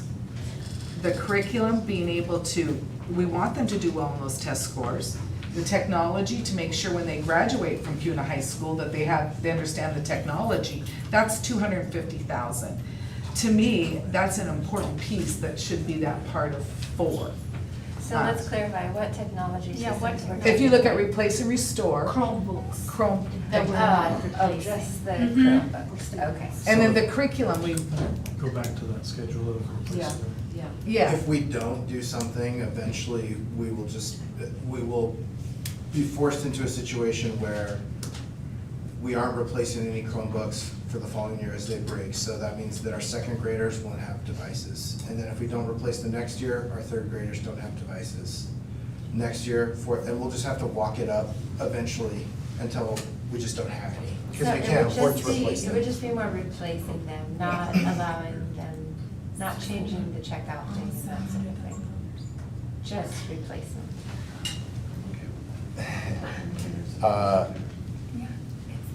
Are you asking a question about the students taking their devices home? If that would Because remember, change? we changed, they can't take them home. For the unless they middle check them school, out. for the high school, we didn't do that for Yes, I this know, I year. noticed today. Yeah, there's a significant But cost. they're not keeping them, and they know that, correct? Correct, yes. Yeah, they're not keeping them when they graduate. So, about the technology, I don't know how everybody feels, and I really don't have information about it, so I'm looking, but how would it look to just stop providing Chromebooks for elementary students and continue to fund it for middle school and high school? So That is why- feedback I received Why would from- you want to do that? Well, I received that feedback from parents nonstop about how they're tired of their kids being on a screen all day when they're young like that. And so I'm just, that's But this would the have to, feedback I yeah, get. that this would have to do with school and knowing, when you get to middle school, if you've not had any technology, how are you gonna pick it up that quick? I mean, they get their technology almost Well, I'm just without saying, question. but it has to do with school stuff, not, Well, right, I mean, they teach them. Assessments, all their assessments are on the. are on computers too. There's some typing skills, just some computer literacy skills that they teach a lot at the elementary. I think before we walked down that path, I would want to get a bunch of feedback from our teachers in the classroom about, how they use it, how often they use it, how they use, those kinds of things, before we made any pretty significant decisions like that. And I just don't feel like I could vote to restore it with this particular levy. So curriculum, what is that? We do need a expand on that? reading curriculum coming up in a year, right? For elementary? Yeah. We have 2 more years on our current National Geographic curriculum before it's no longer available, Okay. so we have to replace it With, eventually. with what? What's the replacement? Do we know? That's Maybe with whatever money we have. How about not National? It won't be that. No, it'll be something that, So But- is that digital curriculum, or is that hard Kevin? Hard. It's the digital part that will go away. We own the books. Our curriculum and our assessments are so dependent on technology and kids having devices that it becomes ineffective without the technology part. That Can they're they all do both? designed to use the technology. Mm-hmm. Can they do both? Books and? They do, yes. They we they buy do books. both. So I just think that's an important piece that needs to be put back in, and it's 250,000. So I would like to see that on number 4. It's not, I mean, that's a lot of money, but in this scheme of scheme, I it's mean- not a ton. I will accept technology and curriculum if we can and raise you. Raise you one? Don't think it's a poker game here, we're talking about kids, but what can I say? Mara, can you kind of give us a ballpark? Like, I know you're shooting from the hip for this answer, but like a ballpark of what it would cost to get those class sizes down 3 kids a class. Well, while, 3 minutes. He says while 3 Brian minutes. is working on it, but Where would they go? just kind of, right now, we're facing the situation, you know, we will have to, in order for us to maintain the class size that we have, we need less. If it fails, we have to increase the class sizes. So if we want to improve it, if we say, if we are adding 3 students per teacher, you know, and the amount is 1.4, if we want to go the other way, the amount is going to be the same. So in order for us to maintain and improve, we will almost have to double that. So, and what's going to happen if it doesn't pass? You know, so we could go iterations, like go 1 student the other way, you know, like maybe Or 2. go from 20 to 19, you know, from 3 to 22. But we also need money to maintain and then improve. So it's gonna be, while Brian is working on those numbers, we could make a motion and hopefully, and Chelsea can help us with this, maybe like moving certain funds and putting it over here and see how we can improve the class size. But if our schools are full, then where are the teachers taking these kids to decrease the class sizes if there's no extra classrooms? I think we have a few extra classrooms. We do. Yeah. We do. At each school. Yeah. So I would be They're working willing on it right to now. take off the maintain activities fees at current levels, which is 337, as long as we get technology and curriculum at 250, which is still saving some money. Yeah. So we would charge fees for athletics. Well, obviously, if I'm taking that Yeah. out.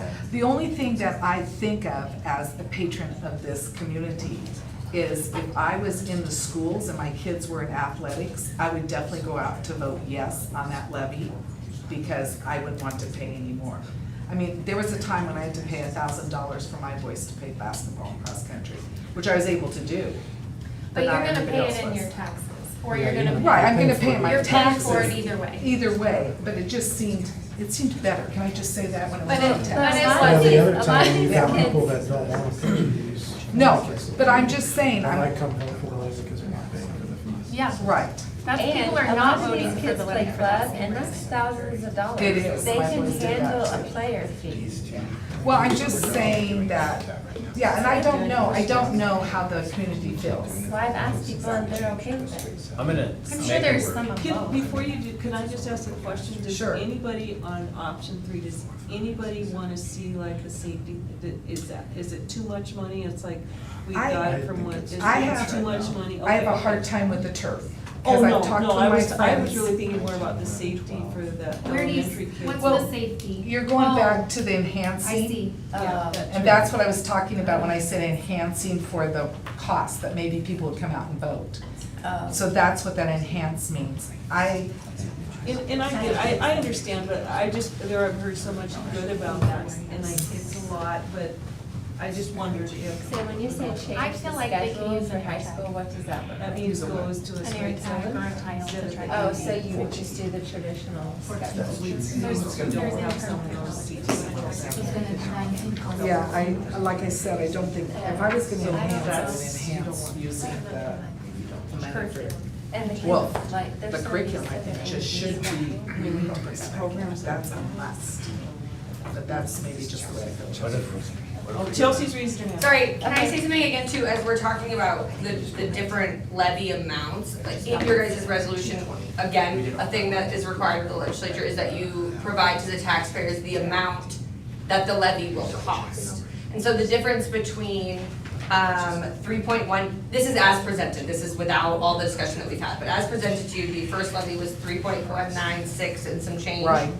And that to the taxpayers, per 100,000 of taxable value, you get your first, 100 for a homeowner. That's an exemption, so you're paying on top of that, or starting from there. So at the 200 and then on, is $57.99. So say $58 per 100,000. So that's where I would like to stay. Yeah. Can Yeah, I you go to keep the next going, one? Yeah, yes. okay. So then the second option is 3.671, and the tax per 100,000, again, is the way I explained it, is $66.61 per thousand, so, almost a $7 difference. To the deluxe option, as I think Superintendent called it. I don't think that's going. Yeah, but that would be 4.721, and that tax would have been $85.66 per 100,000. So almost, a $20, a $19 jump. So I think, I just wanted to say that because in talking about when you're, removing 250,000 or increasing by this much, basically all of those are, first one is a $500,000 increase, the second one is a full $1 million increase. And from the $500,000 increase, that difference is approximately $7 per 100,000. So if you have a home that's valued at 300,000, you're paying tax on 200,000, Right. you're looking at a $14 difference. Okay. Okay, so I'm okay with staying within those medians and then creating our own. Option four. four. I think that's something we've all decided. Okay. So- Yeah, I'm taking this here. Yeah, we have some answers for you. So if we go back to The class size. like Okay. option number one. Kindergarten.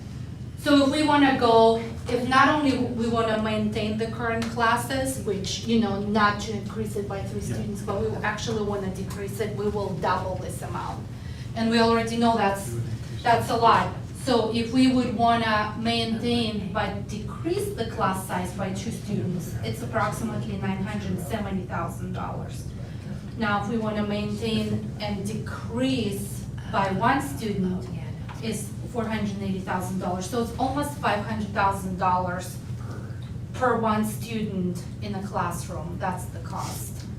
So, sorry, That's a lot. this part in the green, like, that is to maintain the current Yeah. class size? Mm-hmm. So, so it would be 20 in kindergarten, 23 in first grade, is that the numbers we're going on? 20 to 23. So right Yes, now, maintain is the first Increase to number. 23. yeah, But so that right means now, hiring It's always teachers gonna be per grade. It goes the other way. So I have a question. If we decrease the sizes, right? We would be higher. Here's my question. Kindergarten, are we always at 20? Because I know there are kindergarten classes that are over 20. We just decreased, we helped Silver Trail decrease that. That was good of you, but I'm just saying. I know Reed doesn't. Yeah. Doing the They neighborhood like bigger schools makes it sizes. very difficult to maintain, because let's say you have 50 kindergartners. Right. That means you have 2 teachers of 25. Right. But if you go a third teacher, now you have 50 divided by 3. I shouldn't have Yeah. done 50 because I Boy, that would be down to 8 or 9 per teacher, but yeah. I would really like to see the money used for full-time kindergarten reduce the class sizes across the board by 1 student per person. Or 2, it's almost 2 students per person, per class, I mean. to move it from here to here. Yeah. I kind of, maybe option 4, maybe we can compromise here to go back to part-time kindergarten, get those class sizes down to students. put in there what you want, what were the two? Curriculum and Which technology. Yeah, is but what- 250,000. What were you gonna, what was the compromise? You said they gave. I that. said that you could take out maintain activity fees at current levels, which is 337, so then you would just do 225, so you're gonna have a savings of almost 100,000 there. Okay, I need to say something. If we do halftime kindergarten, that means busing. So not only are we adding 6 teachers, but we're also gonna have to pay for busing. That's correct. But that's Go every only, other- we're no, respond. 15% is all we're paying Right, for. only 15%. But it's Because the still state something we're pays for paying. the 85%. Well, I think we should have full-time kindergarten, so I'm going to be the devil's advocate. I don't like halftime. Kirsty, I agree with you. So, I'm sorry, guys. Well, I mean, I think we like all of these things. We would, I would love to have full-time too, but would you rather have full-time kindergarten and keep class sizes increased? Or would you like to decrease the class sizes and have halftime kindergarten? I mean, I would love to I decrease think we classes, can but I would rather have full-time kindergarten. I'm sorry. But can we be like pretty transparent, like, are these the class, are we really gonna have 20 kids in a kindergarten class and 23? That's what I'm telling you. We have not had, The high number. we haven't had that in the classrooms that my kids have been in. And part of that's like he So explained. it's higher than this, so And we there's need more money for developments- more teachers. Like, Developments haven't happened yet, so we're gonna be projecting at least an extra 2,000 to 3,000 kids within the next 2 years. So no, we will not have 20 kids in the classroom. Right, so I mean, I want more money for teachers in the levy. That's what I feel like it needs to go to. Like, don't you kind of feel like almost the number one contributing factor, and correct me if I'm wrong, I'm clearly not an educator, but would be class size? Like behavior issues are what we're hearing of constantly, like the teachers being stressed out and overdone and there's not enough support. So let's get less kids in a classroom and I don't think- prioritize that. I don't think there'd we're be a gonna have teacher this. that would say no to that. That's true. Or a student, like But- a student just dealing with the constant behavior issues in But the are you, classroom. but to give that up and not have all-day kindergarten, to me, is not beneficial. Because you're lowering the sizes, but you're not allowing everybody to have apples and apples when you're doing halftime.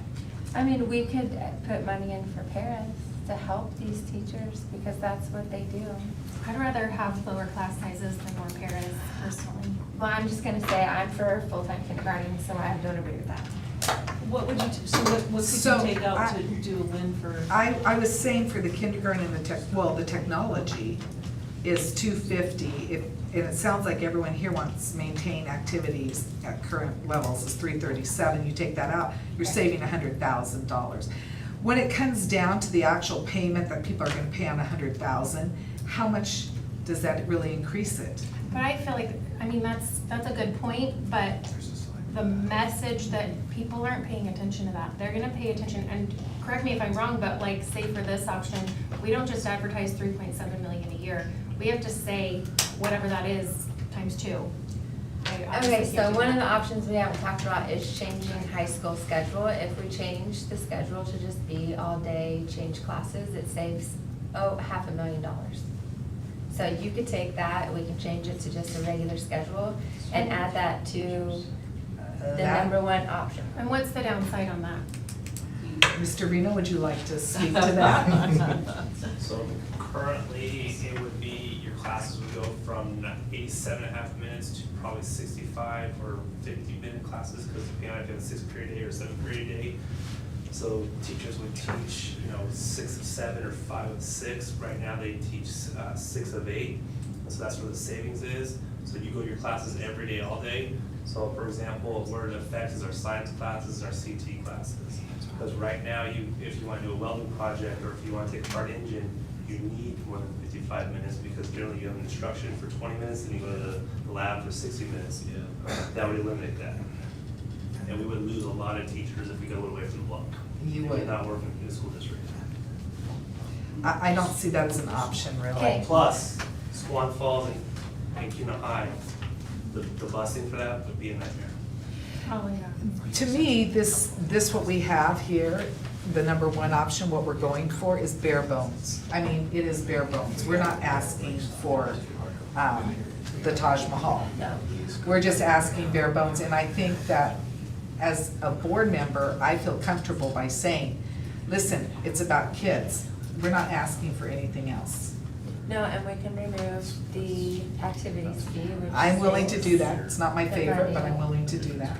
And you can restore that back into, I'm hoping that we would do that with technology and curriculum. I like that option, technology and curriculum. And take out fees. And take out the fees. It's not my favorite, but I'm gonna go with it. Okay, sorry, so would you increase the, so on option 2, technology is listed at 250, would you increase technology to 337, the same amount as fees? No. You would reduce the levy amount by the oh gosh, I and really if you bad at wanted math, to take 1.7? 250. Well, By but you would 120, reduce it by yeah, the yeah, difference you're between right, the, yeah. so 117? I think we're looking at bare bones as much as we can. Okay. but if you remove the fee, can that 300,000 go into number 1? Class size, Correct. the class size, But- instead of but- kindergarten or along with it? No, it would be, Instead of kindergarten. With it, okay. yes. Yeah. So, Like, does that help at all so we can keep full-time kindergarten?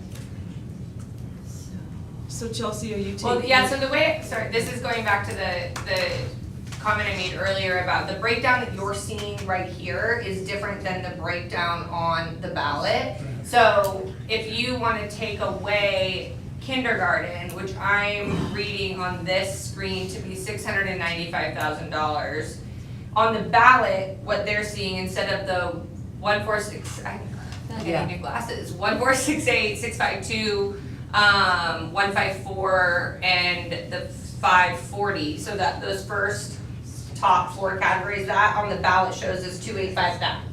If you want to get rid of kindergarten, but keep the overall amount at 2859, you can do that, and then you would use that 695,000 to, yes, potentially reduce class sizes or pay the difference for career technical, whatever you wanna do. If you wanna reduce the levy amount, you would get rid of kindergarten and not increase any other of those top 4 categories. Does that make sense? So what I was saying is, 3 of us wanna keep kindergarten, so Yes. reducing it's not an option. So who So are the 3? We didn't have a vote. the 3 of I us, don't- me, Kim, and Michael all said no. I would say that'd be true. We did say Michael, no. you want to keep full-time I kindergarten? do. Yes, we all 3 So said no. I don't think we're getting rid of full-time kindergarten, we're just charging people for it. So it means that instead of everyone paying for kindergartners to go to school and levying people without a choice, people with kindergartners get to choose to pay for it. Well, we're asking the community to pay for those kindergarten. Right, that's what I'm saying, like, For the so it's not teachers. like we're taking it away, it's just No, that I it's was an just option. asking if we take away the fees, we can put that money into there. Would that help decrease the class size and keep full-time kindergarten? The athletic fees. Yes, that's what I was Levy the asking. same amount, Okay, The levy amount would still be the same. but we're We only would just be levying kind of for moving money around. teachers, not. And that's what she's Yeah. saying. And that's what I'm saying you can do. If you wanna add technology, you only have 117,000 to move around. Okay. Can I ask a clarifying question? Yes. So with that, eliminate extracurricular activities, so it's not taking that out of the amount? It's not taking that out? We can do either way. Okay. We're in the world is our oyster at this I moment. was We just can, wondering yeah, if you we took, can move if it they're both saying ways. take that out and put $250,000 in for technology and curriculum, what's the total then? So, if we take that out entirely, Yeah. move, technology in, the difference is 117,000. So Is that for instead the of the 196? 3,196,594, I can't even pretend. It would be 6, I don't know, 72594. 72594? 725, okay. 7, So it'd be less. 4, principal, no. And then where are we at with school buses? Like, We're I not. mean, We're like, not. that would be a no, nobody wants to do that. I would add that the tax impact of that $117,000 is likely, and Michael Keith would kill me for saying this, I would say likely $1.50. I think. That's the difference that you're talking about. Per tax, that's. Per that's- 100,000. That was my question. Yes. When it comes down to The that. difference is very minimal when you're talking about that small of a number. See, that's I what I can call thought. Michael if we want him to No. run the calculation, but based on Well, I the agree overall with that. amount, so it's 60, So it's I- 57,000. People aren't voting on the per $100,000 number. When Nobody's they- voting on that. When they look at the ballot, they're gonna see they're not gonna see. Let me show you, I have a. Double, I got they're it. gonna see per year on it, right? They're gonna see exactly right here. Okay. This is the What the ballot will look like. Yeah. Sorry, I thought this is the ballot, this is there. And this is the number that's changing. Okay, so those are just the different options. Okay. So that's how. So this is the middle option, it's 66. This is exactly what they said. 3,600,000. So it never doubles, it doesn't present No, it it as says like per year. 7. Nope, and that's what I was gonna try to give you. It doesn't say, it does not give the total amount, it says per year. So, to move this kind of along, what do we have for number 4? So right now I have, for option 4, I have, salary and benefits, leaving it at the 2,859,954, which is those top 4 categories. You guys then have the discretion to move kindergarten Do what or we want. CTE within that. I would encourage you to, communicate to your community what you're Right. doing with that. But as of tonight, and submitting to the county in September, you have the ability within those numbers that you see in front of you to keep the 2,859. If you want to keep what you have in front of you and reduce class sizes by 3, you're doubling that 2,859 number. I don't think that's where we're at, I think No. we're maintaining, so you have the 2,859, and then technology, so that ballot that I just Curriculum. showed you that said athletic fees maintaining at 337, it would say technology and curriculum at 250. So that overall amount of 3,196,594 would be $117,000 less. And then on that ballot that you guys just saw, that shows the estimated average annual cost per 100,000 would be decreased by $1 to $2. So it would be down to basically $55 per 100,000. Don't quote me on it, because I'm not No, the no, I'm not numbers, gonna but quote yes, you, but it that would be gives us a reduced ballpark by figure. whatever the equivalent of $117,000. So that's even cheaper than what option 1 was. I am really sorry, but I Correct, didn't yes, follow it would be cheaper. I didn't follow that at all, I'm really sorry. Here, I'm like you, I can't listen and learn, I have to read, so here's what. Here's the other thing, it would be. As of drafted, they'll see She's salaries got the and math. benefits removed, This would because go that down allows the a flexibility to couple move dollars. kindergarten up to For what we class size, or it allows sorry. reducing CTE money, because this is all people I'm sorry, putting on the people are ballot, not they don't sorry. see I'm those just trying to from the discuss. pressure side, they don't see those 4 So we're categories. kindergarten was at 3.1. This is included in this number. Okay. The kindergarten is included in this And what else number. is included? Okay. Correct. So like these 4, yeah, so this, and this are all included in this number. And what I'm saying is, because all the voters see is this, that gives you guys the discretion. Just so that people know, we are not sidebarring, we're discussing, is that correct? Do I need to let people know that? So this is what they see. And then instead of them seeing athletic fees at Here's the thing, it's 337, really they'll hard to see come up with that. technology curriculum at 250. So then this will be Group of money that we can take and play around with to decrease that 50. size. And per year, and then this will reduce from there, this will go to probably 55. Yeah. But that's not the big If we said All right, so we gotta get going, we need a So motion. Hillary, you asked a question though about the buses. On option 2 and 3, they aren't there anyway. Those are gone, so it doesn't matter. So the buses would still not be a part of it because those were cut in the 2.9. That would Those be- were just like, So that'd be adding them back on I'd if be we adding wanted it back on. Right, that's what I was just wondering, like, that feels like, we probably can't ask for everything, but. The bus is kind of a mute thing, because the state reimburses 85%. But not It's like- of the purchase price, do they? Over Of the 12 award? years. Yeah, over 12 years. So, I'm going to, as the board chair asks for a motion after this discussion, I need a motion for this levy. So, I make a motion that we,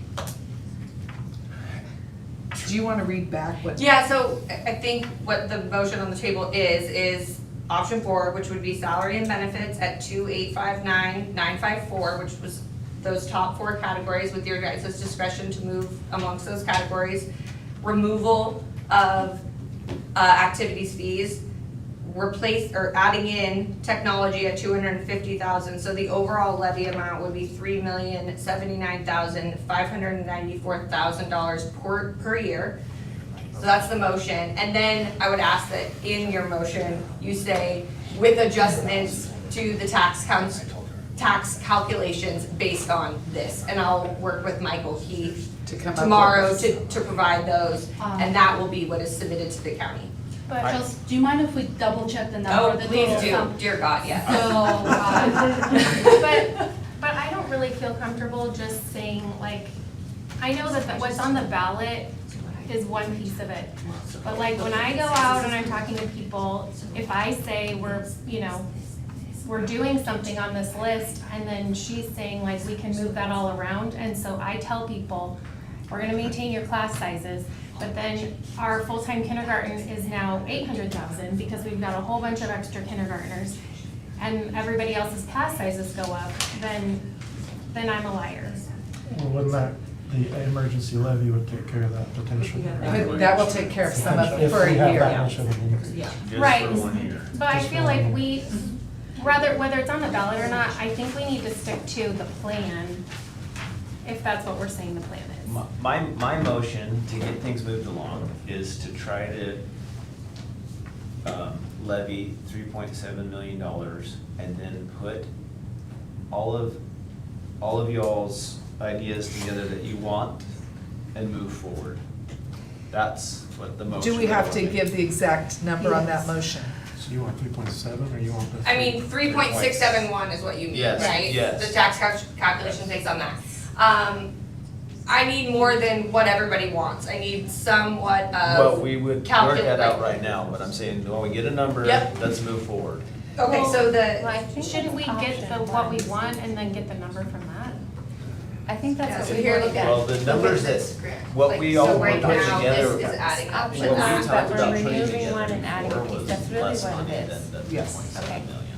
That's the way I see it. Okay, What'd you say, Well, Kim?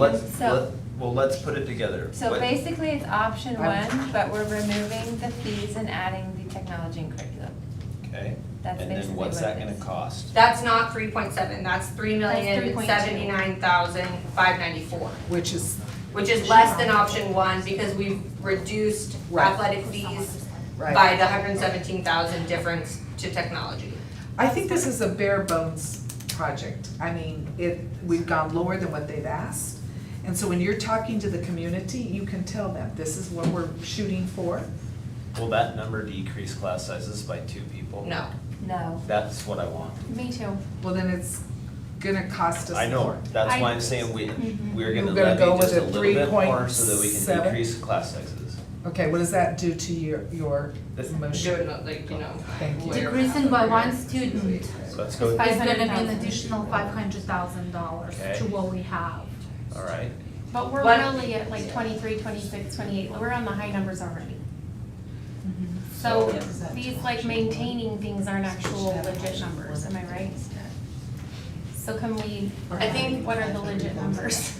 Trustee Grant, I think, so if not reducing class sizes by 3 costs 2.8 million, then reducing them by 2 would be that plus another 2/3, which is 1.9. So then we're talking 1.9 plus 2,859,954.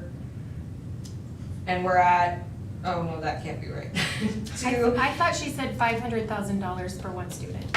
So right now, this is just to stay the way we are. And if levy doesn't pass, we will be forced to do this. Now, to stay where we are, but to better than that, for each student per class, we will have to add $500,000. Okay. So if we wanna go hoping levy pass, Yeah, then from what does that do 23 to to tax rate? Like, 22, I don't want it to be it's gonna be $500,000. it's gonna be $2 million, you know, so Because that's the each, other reason why people one don't, they student don't per wanna class spend will cost $500,000 in addition to that, In the district. to go this way. I just heard you say you don't want it to be more than 100 No, I per don't. I don't want the 100,000 or to tax. any taxpayer? Any taxpayer, because that's the other reason why they vote no. They don't want their taxes to be this exuberant amount. They don't. More than $100 to any taxpayer likely is not possible with any of these options. Well, you said like $60. Per 100,000. So if your So house that's- is valued at 300,000 and you're taxed on 200,000, then it's That's 125. Yeah, that's Their taxes is gonna be between option 1 and 2. And I think that's the max, I don't think it should be any more than that. That's fine, we can make that work. So, Do I have a motion? So we can, I make a motion that we levy the enough money to decrease. To decrease the, you can't say that. Well, I Chelsea, think what is he that? can, because she can attach a number to it as soon as he's done saying what he wants. We can do that if you hold a special meeting. I'm not comfortable authorizing you guys to approve a resolution that Okay. you are submitting So, to the county with that much Can flexibility. we make a motion on this But and then Elmira take a knows look the at it number. more on the Yes. 20? Oh, absolutely. And you could even, I hate to say this, you could arguably make a motion delegating authority to your board chair and your superintendent to come up with those numbers such that they don't exceed that, but that's what you'd be doing. No, Well, thank you. Elmira knows the Okay. number.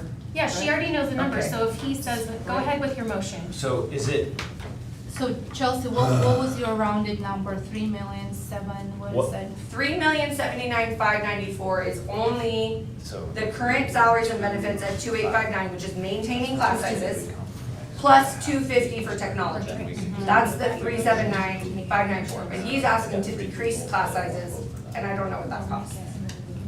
So we would add the decrease of 2 students per class to that number. okay, I make a motion that we, our number's gonna be right near option 2, and we, do half-day kindergarten with a, and,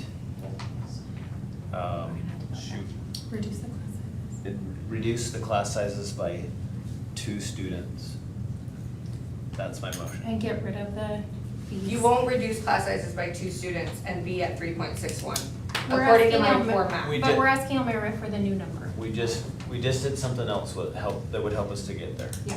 And that's the half-day, that's half-day kindergarten. That number's already included, that's where we have the disconnect, sorry. The 2,859 is maintaining class sizes, which includes keeping kindergarten, it includes CT, it includes all of those numbers. But we're So, like, looking at option 4, which has no number attached, so this is Correct. gonna be a completely. But I'm new trying to track option. option 4, and what I'm saying is I'm not tracking it. So we want, I think he wants to reduce class sizes by 2, have half-day kindergarten, remove the activity fees, and add in the curriculum. And Am I then- right? If you guys, yes, I Okay, don't, so I'm just gonna say, because we always do second motions, I'm gonna vote on this one and I'm saying no. I don't need just a second. second, We're not just a voting second, yet. we're Oh, not we're not voting. We voting. need a second, hold on. Oh, I will If second that. you she'll can, second it. Okay, Okay, so so then- we have on the floor, the motion, basically, I'll just kind of concise this, doing the second one, 3.6, am I correct? Yeah. No, it's really option 4 that doesn't have a number. Well, until okay, Elmira tells option us. 4, but 3.6. Well, no, we don't have a number yet until gonna Elmira be- tells us Okay. what it is. go ahead, keep going. Okay, so you already said the second motion. I don't agree with half a day kindergarten, so my vote is no. I am not voting for this option. Then make an amendment. Well, every time we do Well, we have that, to we don't vote. follow Robert's Rules of Order, so I'm not Whoa, whoa, doing whoa, that. you can make an amendment, yes, that's the way we do it here, so make your amendment. Well, I wanna keep what we just discussed, the 7.39 million. Your amendment would be the same thing that The I option did, but just one. adding The option full-day one, but kindergarten. removing You would be adding full-time kindergarten. No, option 1 doesn't have anything for curriculum on it. No, it's No, option we 4. changed it, yeah. So we can't, we're not voting on any of the 3 options. We're voting on option 4 that has no levy amount to be collected yet. We're gonna determine what that amount is. That's what we're doing. And it'll be around 3.6. That's right. And do I have a second on that motion that Kirsty has? I don't understand the motion. We just had a second on my original Yeah, motion. so that's why I'm But voting she no. amended it, Okay. so This is you where it amended gets it? confusing, yes, but I'm saying no to that She motion. would like to vote on, you wanna vote on JD's first? Okay. Yes, and Yeah. then we'll do a different motion. Okay, you can do that. My vote is no, I don't Okay, agree wait, with that. so do you have the motion that's on the floor? Well, you two have to vote first to see We if do, this but I wanna motion make sure that goes Deanne has I it have correct. a motion, but it is not a complete motion. What do you need? Let's, I I need think, $1 amount Yeah, she does need a dollar. We'll wait till Almira gets one then.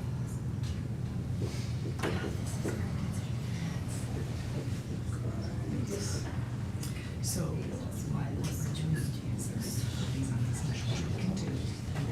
If it goes down. And that's how we'll do it. All right? Or you can amend your motion, but then there's a lot of numbers to it too. No. Because Robert's rules, it's like very. You vote on the amendment, you vote on the amendment, yep. Then you're done. On the original version. I mean, that's Robert's rules. Yep. I just need to let you know that I've done all the video. Tell me. And you can still vote on that, okay. Yeah. Okay. Because that was a discussion about Robert's rules of order, and I'm okay with doing that. Yeah. Well, it's, we don't follow. I know, but when it comes to the motion. It's supposed to expedite it, which we're not doing, so much for my idea today. I just.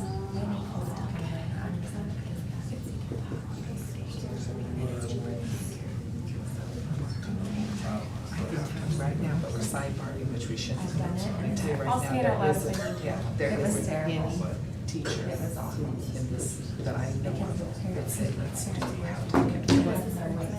Absolutely, she taught it for them. Well, she did, but she wanted to do, and I talked with her, she wanted to do when you come in, she wanted. But what she said was like a half time for like only kids, it takes time to build it up. That was Right. Me and my kid both had them and she was the gym and another. But you know what, it's funny, you can do that all the time for other It's, it goes back to test scores, it goes back to. I understand that, but if you don't start to reduce this. Did it go in a roll? When they get to first grade, they have a big and they do, I think. Yes. It's just. All the teachers on first and fifth. I agree with you, I agree with you, and I still think we're doing bigger than Independent technology is going to be one and a half. I think those are two. No, no. I mean, this is 4.09. That total is? Chelsea, can you see numbers? I'm gonna try to shut them up really quick.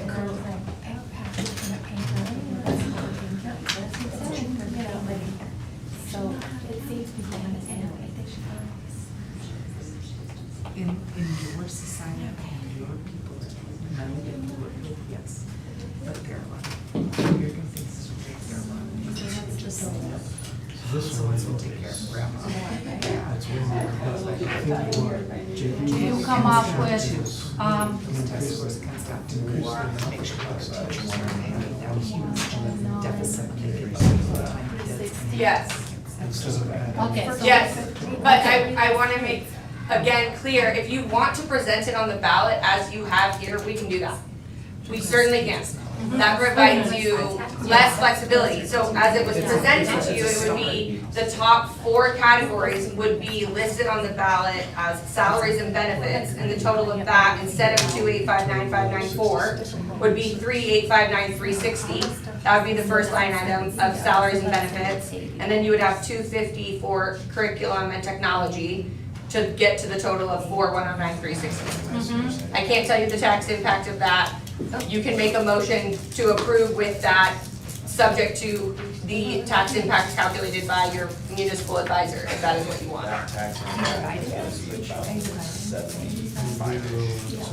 Yes, because 66 was 3.6. So. Oh, but that's what the Right, that's right. Yeah, and that, and on the ballot, that's just listed Realize as too, salaries we and have a lot of benefits. people that are here, that's gonna bring down that rate. Correct, this is also calculated, because the legislature took away your May and August elections, this is calculated on last year's tax base. Your tax base will increase as it has every year for the last 10 years, so that tax per 100,000 will be less, but the way the statute's written, you have to calculate it on current conditions. Okay, so here we go, we got a motion on the floor, go for it, JD. Well, Well, this is a little bit different than your motion. it is, because- but I wanted you guys to see it. I wanted all of us to see it, I mean. But what is this motion, or what is this? So This is everything mo- we've talked this about. is- This is keeping yeah, full-time This is kindergarten. everything that all 5 of us want right there, and it's gonna cost $4.1 million.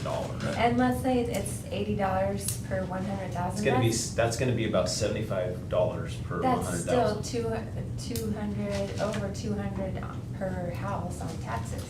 But the other thing you have to If we get remember rid of the too, full-time that doesn't the kindergarten, bond it go goes into down? 3 million.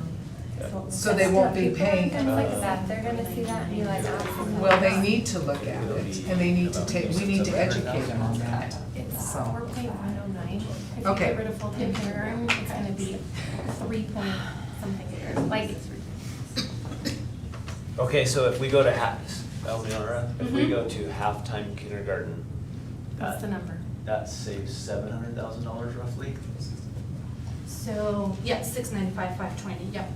Okay, and what if we keep full-time and remove decreasing class sizes? you just keep the class size as is. Correct. Then it goes lower than what we've had up there. So we'll just reduce it by Million. 695. It's $500,000 $1 million. per one, For one student. yeah, so it's $1 million for the two. So, I get the class sizes, and I would say, I get class sizes, I understand that, but I've been in the classroom, if you're decreasing it by 1 or 2, that's not a lot. No, it's When you not. can have full-time kindergarten. I mean, if I have 28 kids and I go down to 26, that's not a big difference. No, it's not. So we're going. But I appreciate what you're 25 saying. to 23-ish. But, It's so what It's people, not like that. 'cause what we think is best and what we're hashing out here and what's presented to people later and what they'll actually vote for are possibly 2 different things. Well, they shouldn't be. I have a compromise. Well- The ballot needs to be what If you we spend just, money on. if we could do one student, that's $500,000. That'll put our levy at 3.6. Can you put that, write that up there? So 3.6 is the Full-time basic And keep option. your full-time kindergarten. I'm okay with the 3.6 because And that's. And then it'll be $65 per 100,000. Okay, What? that's my new motion. I don't understand, what did you Instead say? of going. You're reducing the class size by 1. Reduce the class size by Basically, 1. So, I know. at one point, But I'm only gonna Here's the thing. Thank you, that would be one. Well, this, this is I'm reducing it by 1 or by 500,000. This is just to keep So it's like, what can we go I out there just and know talk it's a about? big Oh, we're difference. getting full-time. I did you put every doesn't. I know, it's a big difference, and it's a big difference in the classroom, because you get half-time kids. When you get to first grade, and you get full-time, and your span is huge. That and they're not educated correctly. All right, What's that dog? so Elmi, I'm not sure about sidebarring, but we've been discussing a lot here. And I think maybe we're ready for a motion now, JD? So this is what, if you go to 1. Before I make that motion, I'm gonna go back. I want to know, and it's okay, I'm just getting your guys' opinion. I strongly feel if we did half-day kindergarten and do 2 students less per class size, you're gonna get more people to vote for that than you are for full-time kindergarten. I 100% agree. I don't know if you'll have the backing of your teachers on that one. With 2 less class size. Well, because I'm telling you, I've had 28 kids, Okay. and when you have 26, and you're correcting papers and you're working on stuff, it's not a big difference. But Well, we're if hiring we- more teachers and like. But it's not a big difference. If we don't get this levy to pass, we're gonna be in some serious trouble. I don't We are in think serious changing it to trouble. to halftime is gonna get more people to vote for it, because I'm a parent who's had full-time and I didn't like it. Well, let me I tell you, did not, when my kid was not educated properly to go into first grade, it was terrible. Well, and I think the community needs to understand that we are trying to make an attempt to lower those class sizes. And we are keeping the education where we need it to be. We also are doing tons of things that we are not adding back on. This is bare bones. And I'm not saying that I love it, I'm just trying to get a compromise here so that we can move forward. And I'm Well, with you. And I think that maybe class size is something we visit at a later time. I don't think it's really necessary at this point. I don't. When I see full-time kindergarten on the ballot, I'm like, I don't really wanna pay for everybody to go to full-time Can I- kindergarten. sorry. I'm the opposite. So I I feel feel like like we we need need to to be able to- Whoa, sorry. whoa. Michael, can you tell us what you're thinking about it? Yeah, so I'm good with trying to reduce the class sizes by one. I think that's great, and I think that's a good goal. But I do think that we need to keep full-time kindergarten, just because, I think it's good for the kids. Yeah. They showed us test scores, and I understand we don't. Okay, so if we keep that at one less student, we have full-time class, and that goes back to that'll be the tax rate, if we have one Yeah. less students per class size One and less. full-time. Keep full-time. What does Tax high rate school should be schedule closer to mean? 66. What is that high school schedule line? Mhm. What does that mean? We keep the AB. We're keeping the AB schedule. Okay, it means keep the Yeah, current yeah, yeah. schedule, okay, all right, yeah. Okay, all right. So then, how am I to say that motion? Okay, I make a motion that we decrease class sizes by one student. We keep full-time kindergarten. We keep our high school schedule the same. We pay for that CTE. We pay for the curriculum and the technology, then that would be about $3.6 million to levy at a tax rate of $57.99. That's my motion. I think that tax rate is gonna be Tax rate should be 65. I think it's gonna be like 65. Yeah, it's not gonna be 57. It's gonna- 57 Oh. was based on. That tax rate is was gonna be. 3.196. It's gonna be about 66. Yeah. And so, I have one question, can I ask a question right now? Make it. Oh, yeah. So Okay. the question is, how do we know what the tax rate is until the property You don't, it's tax based on is- estimated at the time, but It's that's not what the perfect. legislature requires that It's you not- publish on the ballot. It's not perfect. It's awful, it's not perfect at all, it's usually much less than what you put because We have- tax, like, value in the state of Idaho has consistently increased every year, but the way that the statute is currently written is the tax assessed value based on current conditions. And so, given the fact that the, March election has been taken away, that hurts districts a lot more because when you go to November, by the time you certify to the county, you don't have the current fiscal years basing it off of the last one. So it's going to be less than what you're giving to your patrons, but you have to give to your patrons based on this formula. Because of the legislature. Well, I would The just like to statute. make it clear, because in the past, we've said we're determining the tax rate, and we're not. It's an estimate, and I feel like that's something that it would be nice for everybody to know that this is what we estimate it to be.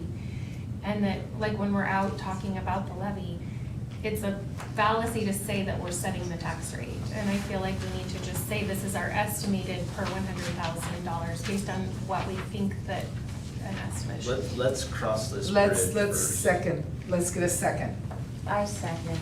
All right, there we go. Kirsty, Aye. Michael, Aye.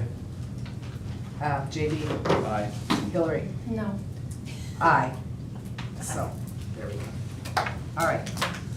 So, whew, thank you for the discussion, thanks for all of that, and let's move right along. Can I say one thing before I Sure. leave, and then I would be out of your hair? There was discussion about what you, message to your taxpayers. You can certainly message that this is estimated. It does say on the ballot, the estimated, it does say that if people read the ballot. I don't believe people read the ballot, they made up their mind before they get there. But when you're talking to your community members, you can say that. A new law that went into effect in July is that any communication from the district, any mass communication, which means anything that reaches more than 20 people. So you're sending something home from your teachers, you're putting something on your reader board, you're mailing out anything, you're making a Facebook video, you're putting it on your website, anything that has the potential to reach more than 20 people has to include all of the tax disclosure information that is on the ballot. And I want to be very clear about that because if it doesn't, that is grounds for invalidation regardless of whether it actually impacts the election. So the law used to be that if something was omitted from communication or on the ballot, someone had to prove that the lack of that being there would have invalidated the election. Very hard to prove a negative.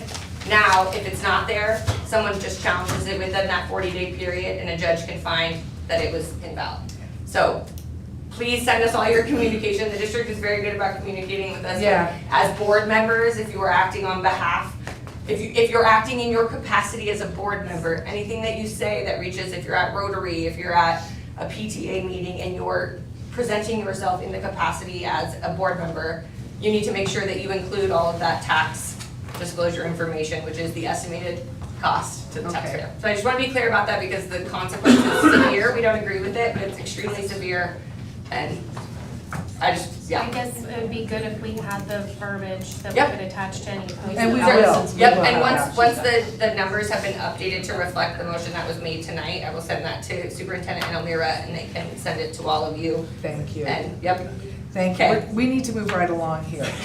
So here we go. Number 5, consider an increase in child nutrition meal fees. And we have Manager Swanson for that one.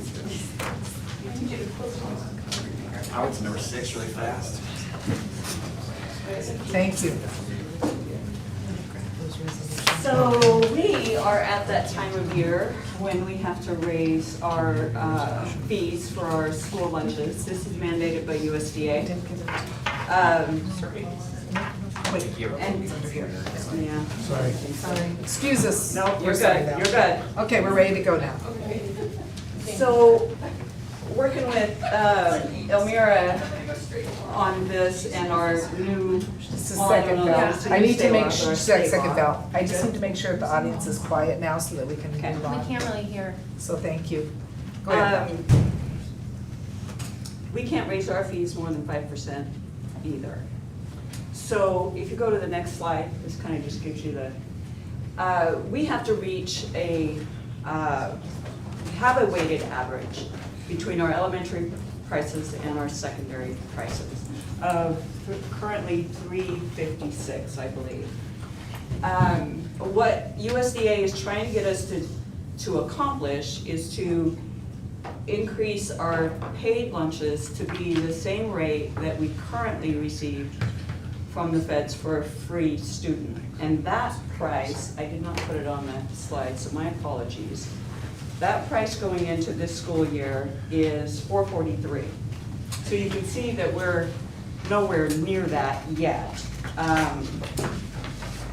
And part of that regulation states that if you don't reach that free reimbursement rate, you have to at least do 10 cents per meal. Well, that falls under our requirements as far as our state law of not going over the 5%.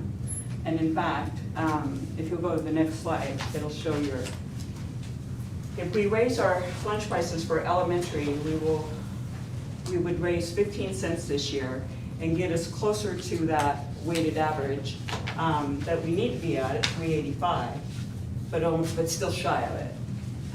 If we do feel like our budget will handle that for now with our Treasure Valley Co-op that you just approved, or it's going to save us some money in our groceries. We feel like we should be okay by only raising our prices 15 cents this year. Okay. Do I have a motion? Were you done talking? Mhm. Okay. And just to add to that, Do you make a motion? no, I was just making sure. We still have money in the fund balance from the grants that we were receiving, the carryover, approximately $400,000. Let's say if all of a sudden, the prices went up and the inflation again, we still have that wiggle room, and then we can increase the fees immediately, but we have that wiggle room to cover any deficit. Plus, the state wants us to use it up. I personally don't think 15 cents is a big amount. I motion that we accept your recommended prices for lunch, breakfast, as you presented. Well, and I just wanted to ask, because I know you said something about a grant that would help counterbalance the negative $120,000. Yeah, we did receive notification back that they were gonna send us a check. We just haven't seen the check yet, and we don't know exactly. We don't know how that We're just waiting for the. Okay. And I guess I could add that for this, something that changed at the state level this year is the direct certification process. If students are receiving food stamps or some sort of assistance from housing, they qualify for free meals. Well, this year they added Medicaid, students that are on Medicaid. So they may not meet the requirements for food stamps, but if they're on Medicaid, they will also qualify for free and reduced. And so we've got that data now, kind of analyzing. I don't have real solid numbers yet, but we do plan on seeing an increase. So more students are going to qualify for free and reduced meals, which will also, raise that budget overall. What does that cover? Do they cover your recommended price? It's, over and above. That would be the $4 and some That would get from change. the is federal. what But the we're getting parents from the still have feds. to fill out the form. Yeah. Well, not on the direct cert, that's Okay. automatic, Okay. that's automatic. So All we right. got that file, That's new, yeah. we just don't know how it's gonna impact. So I have a first. Do I have a second? Second. All right, any discussion? So we'll start down there with Kirsty. Aye. Aye. JD? Aye. Hillary? Aye. And I say aye. Thank you. All right, thank you, Well done. Val, sorry you had to wait so long. No, it's okay. Updates to the 10-year critical maintenance, assistant superintendent. No, we're not done. The nice thing is there's no action here, so I Yay. can stand for as long or as much as you guys want. Okay, you're good, thank you. Or I can go super fast. Just go through. I broke it up into 4 slides, one for HVAC, one for fire safety, one for roofs, and then one for the House Bill 521. Yes. Yes, Yes, 521, I keep flipping them. So HVAC, where we're at right now. Yes. Reminder quick, this is Kuna High School, this is Ross Elementary, this is Indian Creek Elementary. They all three need HVAC? Correct. Oh, goodness. Yes. That's So, not on 2.1. August 1st, Well, I thought it was just the CUNA High School. Okay. no, it's all 3. Okay. August 1st, Musgrove Engineering came with LKV. We were out for about 4 hours. Every boiler, every unit, they went through. The next thing they do now is they give us some options. So for me, I will come and present those options to you and their estimates. Then, once we decide, are we doing, I don't even want to throw numbers at you guys because it may be scary, but how much of it are we going to do? Then it goes through the sealed bid process. Then I come back and I present those bids, we accept a bid, and then the project starts. So they'll just do it while they're in school, that's okay? Yeah, most of our work is actually Okay. upstairs, up on the roofs. And what So, do you we'll think do the bits and timeline for pieces. receiving the estimate? That was my question. What I'll do is I'll keep you guys updated as much as I can. What I do is that about every Monday, I ask politely, hey, do we have any updates? Do we have any? You should probably Because just we tell don't- them it's on the agenda for September, so Yeah. I'm gonna need a bid. I'm assuming that this is probably something I do every month or every board meeting. Now is give you guys updates on where we're at. My question is, when do we have to have this into the state so that we can get our money? So so the next slide Okay, fast. sorry. Fire I'm safety. trying to move this. We went and basically did the exact same thing, so I had 2 different Okay. engineers, one was an HVAC engineer, one was a fire safety engineer. Remember that is Kuna High School, Ross Elementary, Indian Creek Elementary, Hubbard Elementary. So the same field trip on the 1st. On the 2nd, we got really good news. Both engineering and architecture went through existing building code. I don't know if Jill's also an expert on 2018 existing building code, but they both agreed that we would not, with this whole new fire safety upgrade, we will not have to add sprinklers to Ross and Indian Creek. They feel that the new upgraded safety is there, and with the building codes, we do not, because they have exits, because they're smaller. There's like 3 wings at Ross, there's 4, and it's a huge cost. Yeah. So like for HVAC, do we have a school that's like imperative? Are we breaking it down by which schools like? Depending on the prices and what we get, and, because we know we'll get the waterfall, the 2.1 million here soon. Right.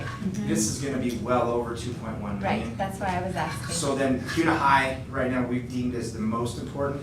Then we'll Okay. decide is fire safety next, or is Indian Creek Ross, the HVAC. Luckily, our teacher that was here earlier would tell you that Ross is just as important. City Hunter. Yeah, City has I a know. lot of HVAC issues in her classroom. The next one is roofs. At this point, after 4 hours, they said, let's give you the prices right now before we talk roofs, because you're gonna be well over the, we kind of estimated at 4.1 with our first 2 million from the state, and then the waterfall of 2.1. So we're gonna come back and walk roofs another day. This is your House Bill 521. This is what we've done so far. On the 28th, Amber told us, remember Amber's from LKV, which she's been with us forever. She's on almost all of our committees. She's actually being used by the state to build this whole procedure. So she offered her assistance for us. It's a huge cost savings, especially when we heard what one of our neighbors paid. So this morning at SIC superintendents, and they're from all the valley, I won't say what district, but this came up, like where are people with their 10-year plan? And most are in the middle of doing exactly what we're doing. We do have one neighboring district that hired an outside company to do it, and I asked the cost, and they said, not very much, it was just $500,000. $500,000, we just squabbled over, guess what? We just passed the levy. That's nice. That's what I'm saying, kind of puts things in perspective there. So we are with our colleagues though, for the most part, in where we are in this and getting to what we need. So Amber gave us, Elmira and Jason and I can't remember if Kim was there or not, but she gave us about a 2-hour tutorial on what this is gonna look like. On the 9th, I got an email from her that she's already got most of our data from, remember, they've done all of our stuff, so they know where our buildings are. So we have to plan now for her to go through and do edits and revisions. My only statement is, we're estimating that's gonna happen after the first day of school. Let us get the first day started, and then we'll be back to work on this. And then I'll continue to update the board. Okay. So when does it have to be turned into the state? When we get it done. Yeah. And there's no, but the sooner we get it done, the sooner we get the money. Okay. Thank you. But we're still waiting on the estimates anyway. And Yeah. Our goal would be to have it done by September. So that's 4 weeks from today. There's a small thing we gotta do in between the start of school year. So more than likely, it's gonna be October is when we're gonna get to a spot. All right. Where we can work on this. But Thank you. it's what I do on the side. So as part of this 10-year plan, like there's a lot of recommended things. Yeah, at first we thought that you couldn't go over, so Okay. we can go over. Okay. And we're gonna go over 21, Yeah. hopefully 22 million, maybe, hopefully 200 million. We're gonna go way over that, but that way if things come under bid, then we can grab the next. And the Can you next. put on the plan? That'd be nice. To expand the parking lot at Kuna High School? Okay. Yeah, as well as, as well as Fremont Hubbard. Right. The parking lot has to be expanded, almost more at Fremont Hubbard or as equally as important as Kuna. I would say the kids are dying over there. Yeah, we could go county fair and.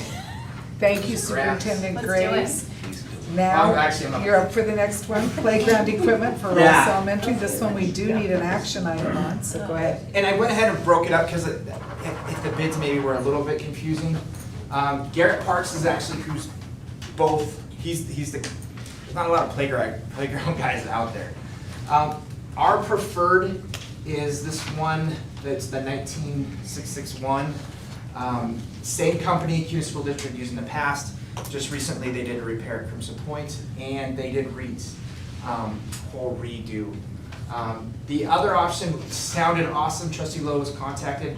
We were offered a playground equipment that was being removed. It was going to be donated to us. However, this puppy, according to Garrett Parks, either way you have to pay the $14,000 because you have to do that sometimes kids don't land on their feet when they come off of playground equipment. So either way, we would do this play turf. So that's in both bids. They were concerned that the replacement parts for the Lokeville system, I don't know playgrounds equipment, but this is that system. They said parts are extremely hard to find. This is an older playground. He estimated it as 20 years. I don't know if anybody knows how old that playground equipment It is. looks about that old. Yeah, they estimated $3,000 to remove it, and his estimation is at least $9,000 to reinstall, but his worry was that the parts, they're gonna break pieces because you gotta pull it out of the ground, you gotta pull it out of concrete. And his worry was the pieces they might not be able to find, so they may have to take a different system and put it together. So they estimated about $12,000 on top of this, but he said he doubts, or he planned on not certifying it for safety. Because of the replacement parts and the age of the equipment. It's not his to sell. So I still want to come to you guys with two options. This one was a little over 26,000, but him saying he wouldn't certify for safety. I don't like that. Yeah. Well, I mean. The free was nice, but it didn't. Yeah, I It agree. did I pan mean, out to be it's free. old and everything. I agree with all of that, and I'm fine with going with a different option. But there is a nuance there that traditionally Garrett Parks and Play, whatever his name is, Boise City gives him the unit and he likes to mark it up and sell it. And so he was pretty irritated that we were donated this around him. Oh, okay. And so I think that could be at play here. But we have no way of really knowing, but I think that's something to be aware of. So I just need to, as chair, understand, Trustee Lowe, do you have any personal contact with B? Yeah. So then would it be best that you recuse yourself if we make a motion for A? Oh, I don't really care what, I'm not necessarily voting for B, so. Okay. Well, I'm just saying, I don't want to get in trouble with. But let me tell you what I can recuse myself, that's fine, but, why do we need this again? Remind me, it's because we moved the preschool to Ross? And there's no. But didn't we have preschool equipment at the previous one? Can we not move what we had there to where we are now? I asked that question, and I was told that it would be kind of the same thing, you're Same breaking thing. it down, and then you have to make sure it's the right stuff, We and. would still need this, we still didn't have to pull Yeah. the stuff we put in the ground to add. Yeah, so I think the best bid would be A. I make a motion that we approve A. I would second it. Okay. Oh, should I recuse myself? I think you should I just to will. be safe. I will. Do I have a second? Item B, deferred maintenance from the 2019. I'm almost. Okay, second. So we have a motion to accept A, we have a second, any discussion? And Trustee Lowe has recused herself, so Kirsty. Did we want to make a motion? We did. Sorry, I was asking a question. And Okay. JD? Aye. And I for me, so 4. All right, and now we are up for replacement of teacher Know how desk. fast everything. You guys look awful handsome in your ties and shirts, what can I say? It's Cam, well, you know. Looks good. It's time to get ready for school. We got kids coming and teachers coming, so. We have the next two items for you guys. So this first one is purchasing some teacher desktop computers. So a little context around this. Every year we budget to purchase buying new teacher computers because they break, they need to be replaced, they need to be on a cycle. One interesting wrinkle to this process is that Microsoft Windows 10 is going to be sunset by Microsoft. They're not going to support it for security updates or anything like that in October of 25. So not in a couple months, but a year and a couple months. So that puts us on a speedier replacement cycle than what we would normally be used to. So we need to have every teacher desktop computer replaced in, 14 months, 16, 15 months, something like that. So we need to get moving on this. So I have two quotes that we need you guys to look at and give recommendation on. I do have one of the recommended quotes in the board packet for you. So we have a quote, I'll let Cam talk about it. All right, I'll talk this part, no worries. You're the smart guy. So we had two quotes, Magnetics and STS. The STS is kind of like the Brenda with her buses. It kind of came to us, which was awesome. They have some refurbished machines that they're also including a brand new monitor with for the $550 price. They are, I would say, 3 years older than the ones that we're looking at for Magnetics, but they will still last 7, 8 years. I would say that's about how old. And they're warranted for life. And they're warranted for life. That's the other big deal with the STS STS quote is they are warranted for life, so we get parts machines so we can keep them running as long as we can. The Magnetics ones are 703. They give us lease options so that we have to buy 500 devices, and then we lease it over 5 years with a $1 buyout at the end of the 5 years. And they only come with a 3-year warranty. So Okay. what we're asking for today is to buy 135 from STS at the 550. Okay. And Do I have a motion? I so move. Do we have to make it so? We have two action items There's here. two actions, so that's the can first I one. Can I clarify real Yeah, quick? let's hear the second one. Okay, so the first action item is, things that exceed a certain dollar amount, we need your approval on all the time, right? So that's this first one, the 75,000 to buy these. The second action item is similar to Brenda and Brian with these refurbished devices. They aren't always there, right? It's like a vendor, STS will reach out to us. Hey, I have a deal, I got a bunch of computers, do you want them? And I'll throw in a monitor or something like that, like Cam just explained. So we're also asking if we can have the same freedom to act on those items when they happen so that we don't have to wait and miss out. Normally, I wouldn't ask you for this, but we are against that timeline of we have to replace everything or our school district is gonna end up in a vulnerable place for our cybersecurity. So how many more do we need over 135?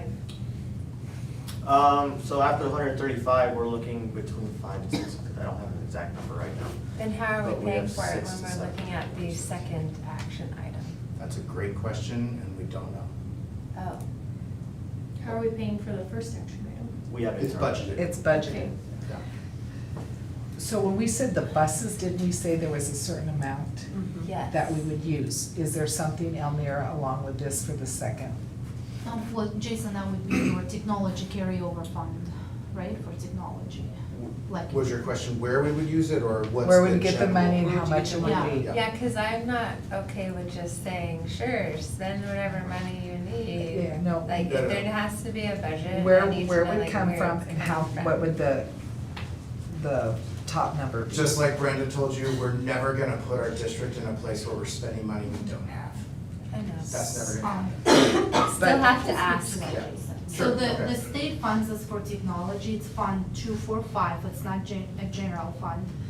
So, and the money have to stay in that fund, so there is a carryover from year to year. So we have been using ESSER funds for all the technology, and we were able to save on Fund 245. So if you look at the budget documents, there is a large carryover, but it's eventually it will exhaust itself. So, so we will be using technology purchases out of technology funds reasonably.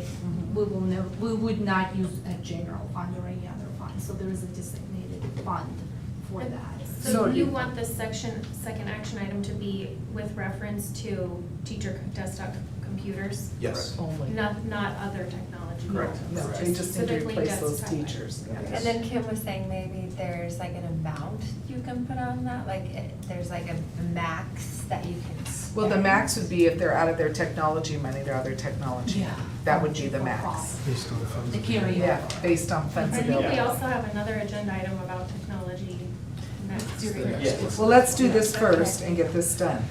So let's go with the first action item to approve recommendation to purchase 135 desktop computers from STS for $75,000. Do I have a motion for that? I already had the motion. JD. Second. Second. And no Aye. discussion? Okay. No, Aye. I'm good. Aye. And aye for me. All right, now let's go to the second Thank you. action item. Do I have a motion? I'll make a motion that we approve future purchases of a similar style that are like steal of a deal type things. Go ahead and write that down. Deal of a deal. All right. That's my favorite motion. I still need a dollar amount. For teacher desktop computers until they're fully replaced or the technology funds from whatever that number of the account are exceeded. I'm okay with that. I Funds are- second. Which one? Okay, I we have a second. first, we have a second, any discussion? All right. No, Hillary? aye. JD? Michael? Kirsty? Aye. And I, so that passes. All right. Now we're moving on to the E-rate materials and supplies, and we have Assistant Superintendent ready to talk. Yeah, and Cam can step, he can also help with this too, so, a little context for you, because I know some of our board members are new, and, so just to help kind of give you some background and history, E-rate is a federal program designed to help schools, support technology needs. This is a federal program that our school district, and I can't think of a school district that wouldn't utilize this. I don't know of one, frankly. We've used it. We've used it as far as anybody could even possibly consider. Basically what it does is they take and the program allows districts, depending on how they qualify, similar to busing, our deal is we pay 30% of whatever the E-rate request is. And this happens every single year. It's a pretty detailed process, lots of legality involved in it. And we use a vendor to help us go through the E-rate process. So there's formal RFPs, it's published in newspapers, people from all over the country look at these, vendors from all over the country look at these, and we'll submit bids to school district E-rate requests at one specific time in the spring every year. So we do this as well. I talked about that, so can you go to the next slide, please, sir? Thank you. So we submitted our E-rate request for items. It was about, it was $92,409 worth of equipment. We only have to pay 30% of that because we are part of this E-rate process, right? So my request is, can we purchase the $27,722.99 worth of technology equipment that we budgeted, it's in our budget, we planned for that, so that we can buy the items that we Is it the asked for. same budget? So it's in the ESSER fund? Fund, Or the 245, technology. The technology fund. And what kind of things are they? It's network switch, so have you ever seen a data closet? Do you know what I'm talking about? Like Yeah. all the switches, all the Yeah. cables, stuff that goes in there. Oh. I make To a keep us motion safe. to Thank you. approve the purchase of E-rate items for the amount of $27,722.99. Do I have a second? Second. Any discussion? We'll start. Hillary? Aye. JD? Aye. Michael? Aye. And Kirsty? Aye. Aye for me. All right, thank you Thank you, very guys. much. Thank you for your time. All right, we're up for Manager Saxon for the bus routes and walk zones, which is something we approve every year. Welcome back. Chairman, Nixon trustees, I'm asking for approval for our next school year routes of, and walk zones that you've seen in front of every school to run next year, knowing that they will continue to change as new kids come on, you know. Yeah, it's 140-page document, so. And the walk zones are like, if you live within, No, it's just. Mile. we A did mile and a the half.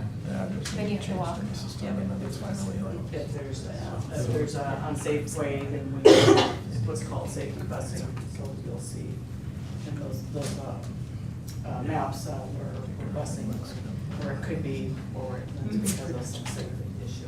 And we have Unsafe to issue. prove the safety issue, right, in order to get Yes. funding for things. Right. It's an every year thing, and you do a great job.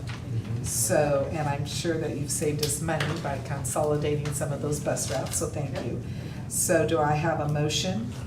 I make a motion to approve the bus routes presented to us by Manager Saxon. For the 2024-25 school year. Yep. All right, do I have a second? Second. All right, and we'll start with you, Kirsty, aye. Michael, JD, Aye. and Hillary, Aye. and I for me. Thank you. Thank you. All right. Woo-hoo! Are you ready, Director Wolf? Yes, ma'am. All right, I'll we're be ready quick to for go. you guys, thanks for having me. So board, I'm requesting the purchase of Huddle cameras for our gym, our football stadium, and a third tripod camera for boys and girls soccer, our throws, and our jumps and track, and baseball and softball. Can you go back again, please? Pole vaulting, right? Okay. No, that's It's not- for- it's not included. The main camera. So this is really quick, I'm gonna go fast for you guys, tell me to pause, be quiet whenever you want, ask me a question, so go ahead, please. And you can skip it. Okay, so what Huddle does, it's a live streaming device, just like Pixelot. You remember years ago, Pixelot approached every SIC school about putting Pixelot cameras in the gyms and the weight rooms. In 10 years, I have not heard one person say, man, they really like it, okay? It's cumbersome, it can be painful, sometimes the camera doesn't move, And if it doesn't move or the games aren't loaded, it falls on the AD to get those things fixed ASAP because grandma in Tennessee can't watch Johnny wrestle. And what it does not have on here is track, baseball, softball, and it has soccer with boys and girls. Keeps personal stats for all of our coaches. The coaches don't have to input stats anymore. The cameras do it for us. So this is a huge lifesaver for our coaches and all their time. If you guys ever go to a football game, you will see multiple coaches on the sidelines with iPads dictating stats, tackles for loss, yards, hash, downs, distance. Trust me, as an ex-football coach for a long time, and Coach Graves would probably agree with me, it's very cumbersome. This takes care of all of you for you. And here's another good thing. If you go to a school that already is Huddle comparable, you don't have to take your camera. You grab your game film right from that location.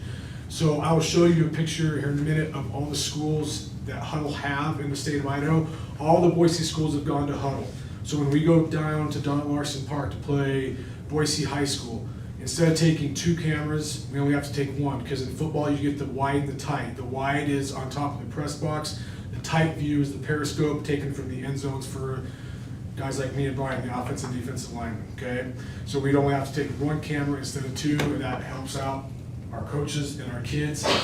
Go ahead, next slide, please. Huge recruiting tools, all right? If you go on to any high school athlete in the Valley on Twitter, every football player has a Twitter account, and they have a Huddle account that they load all their game videos up to.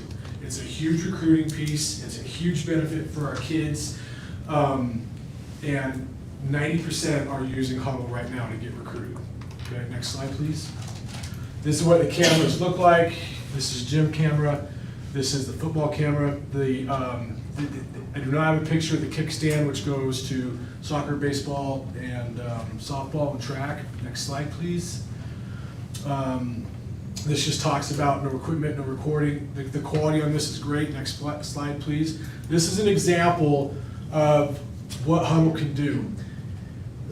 Scoreboard down in the corner. But see, we can make money off this. When we sell ads like this, we keep 100% of that profit. Now, we also make money because they offer 60-40 sharing.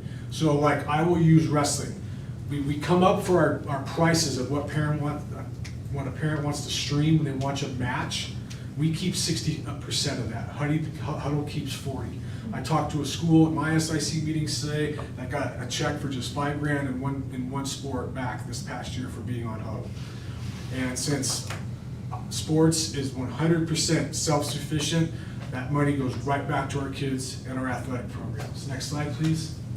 This is the social media component that we can build. We can build for our school. We can build for each one of our programs. It's compatible on every device, and it's free to our parents. Go ahead, please.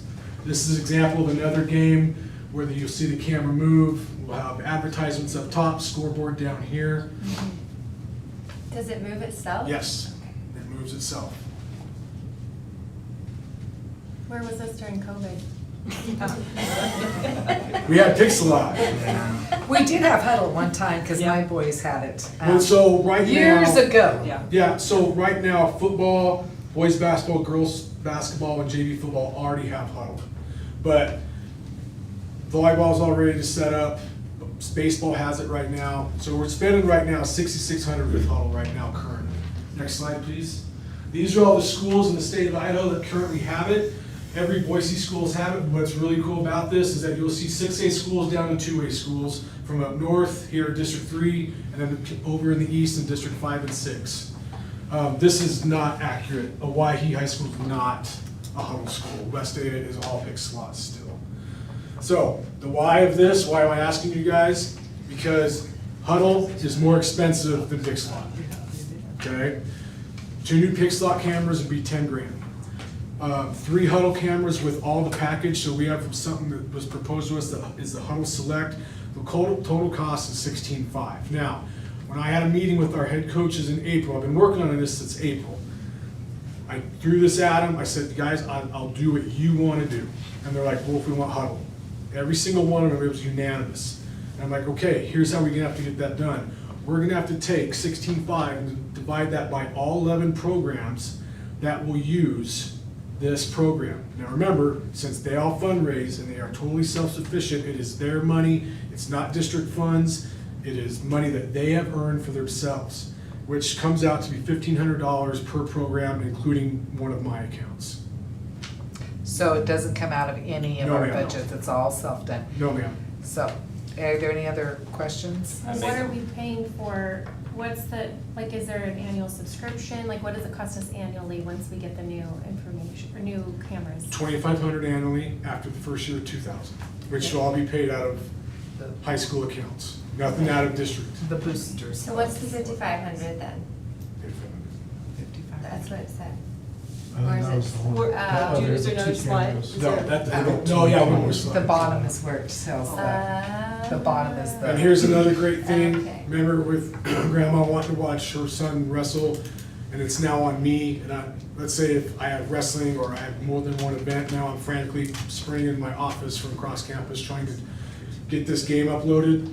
Go ahead, next slide, please. I just have to call either Andy or Hannah, and they do it for me. I Do I- make a motion that we approve the purchase of the Huddle system that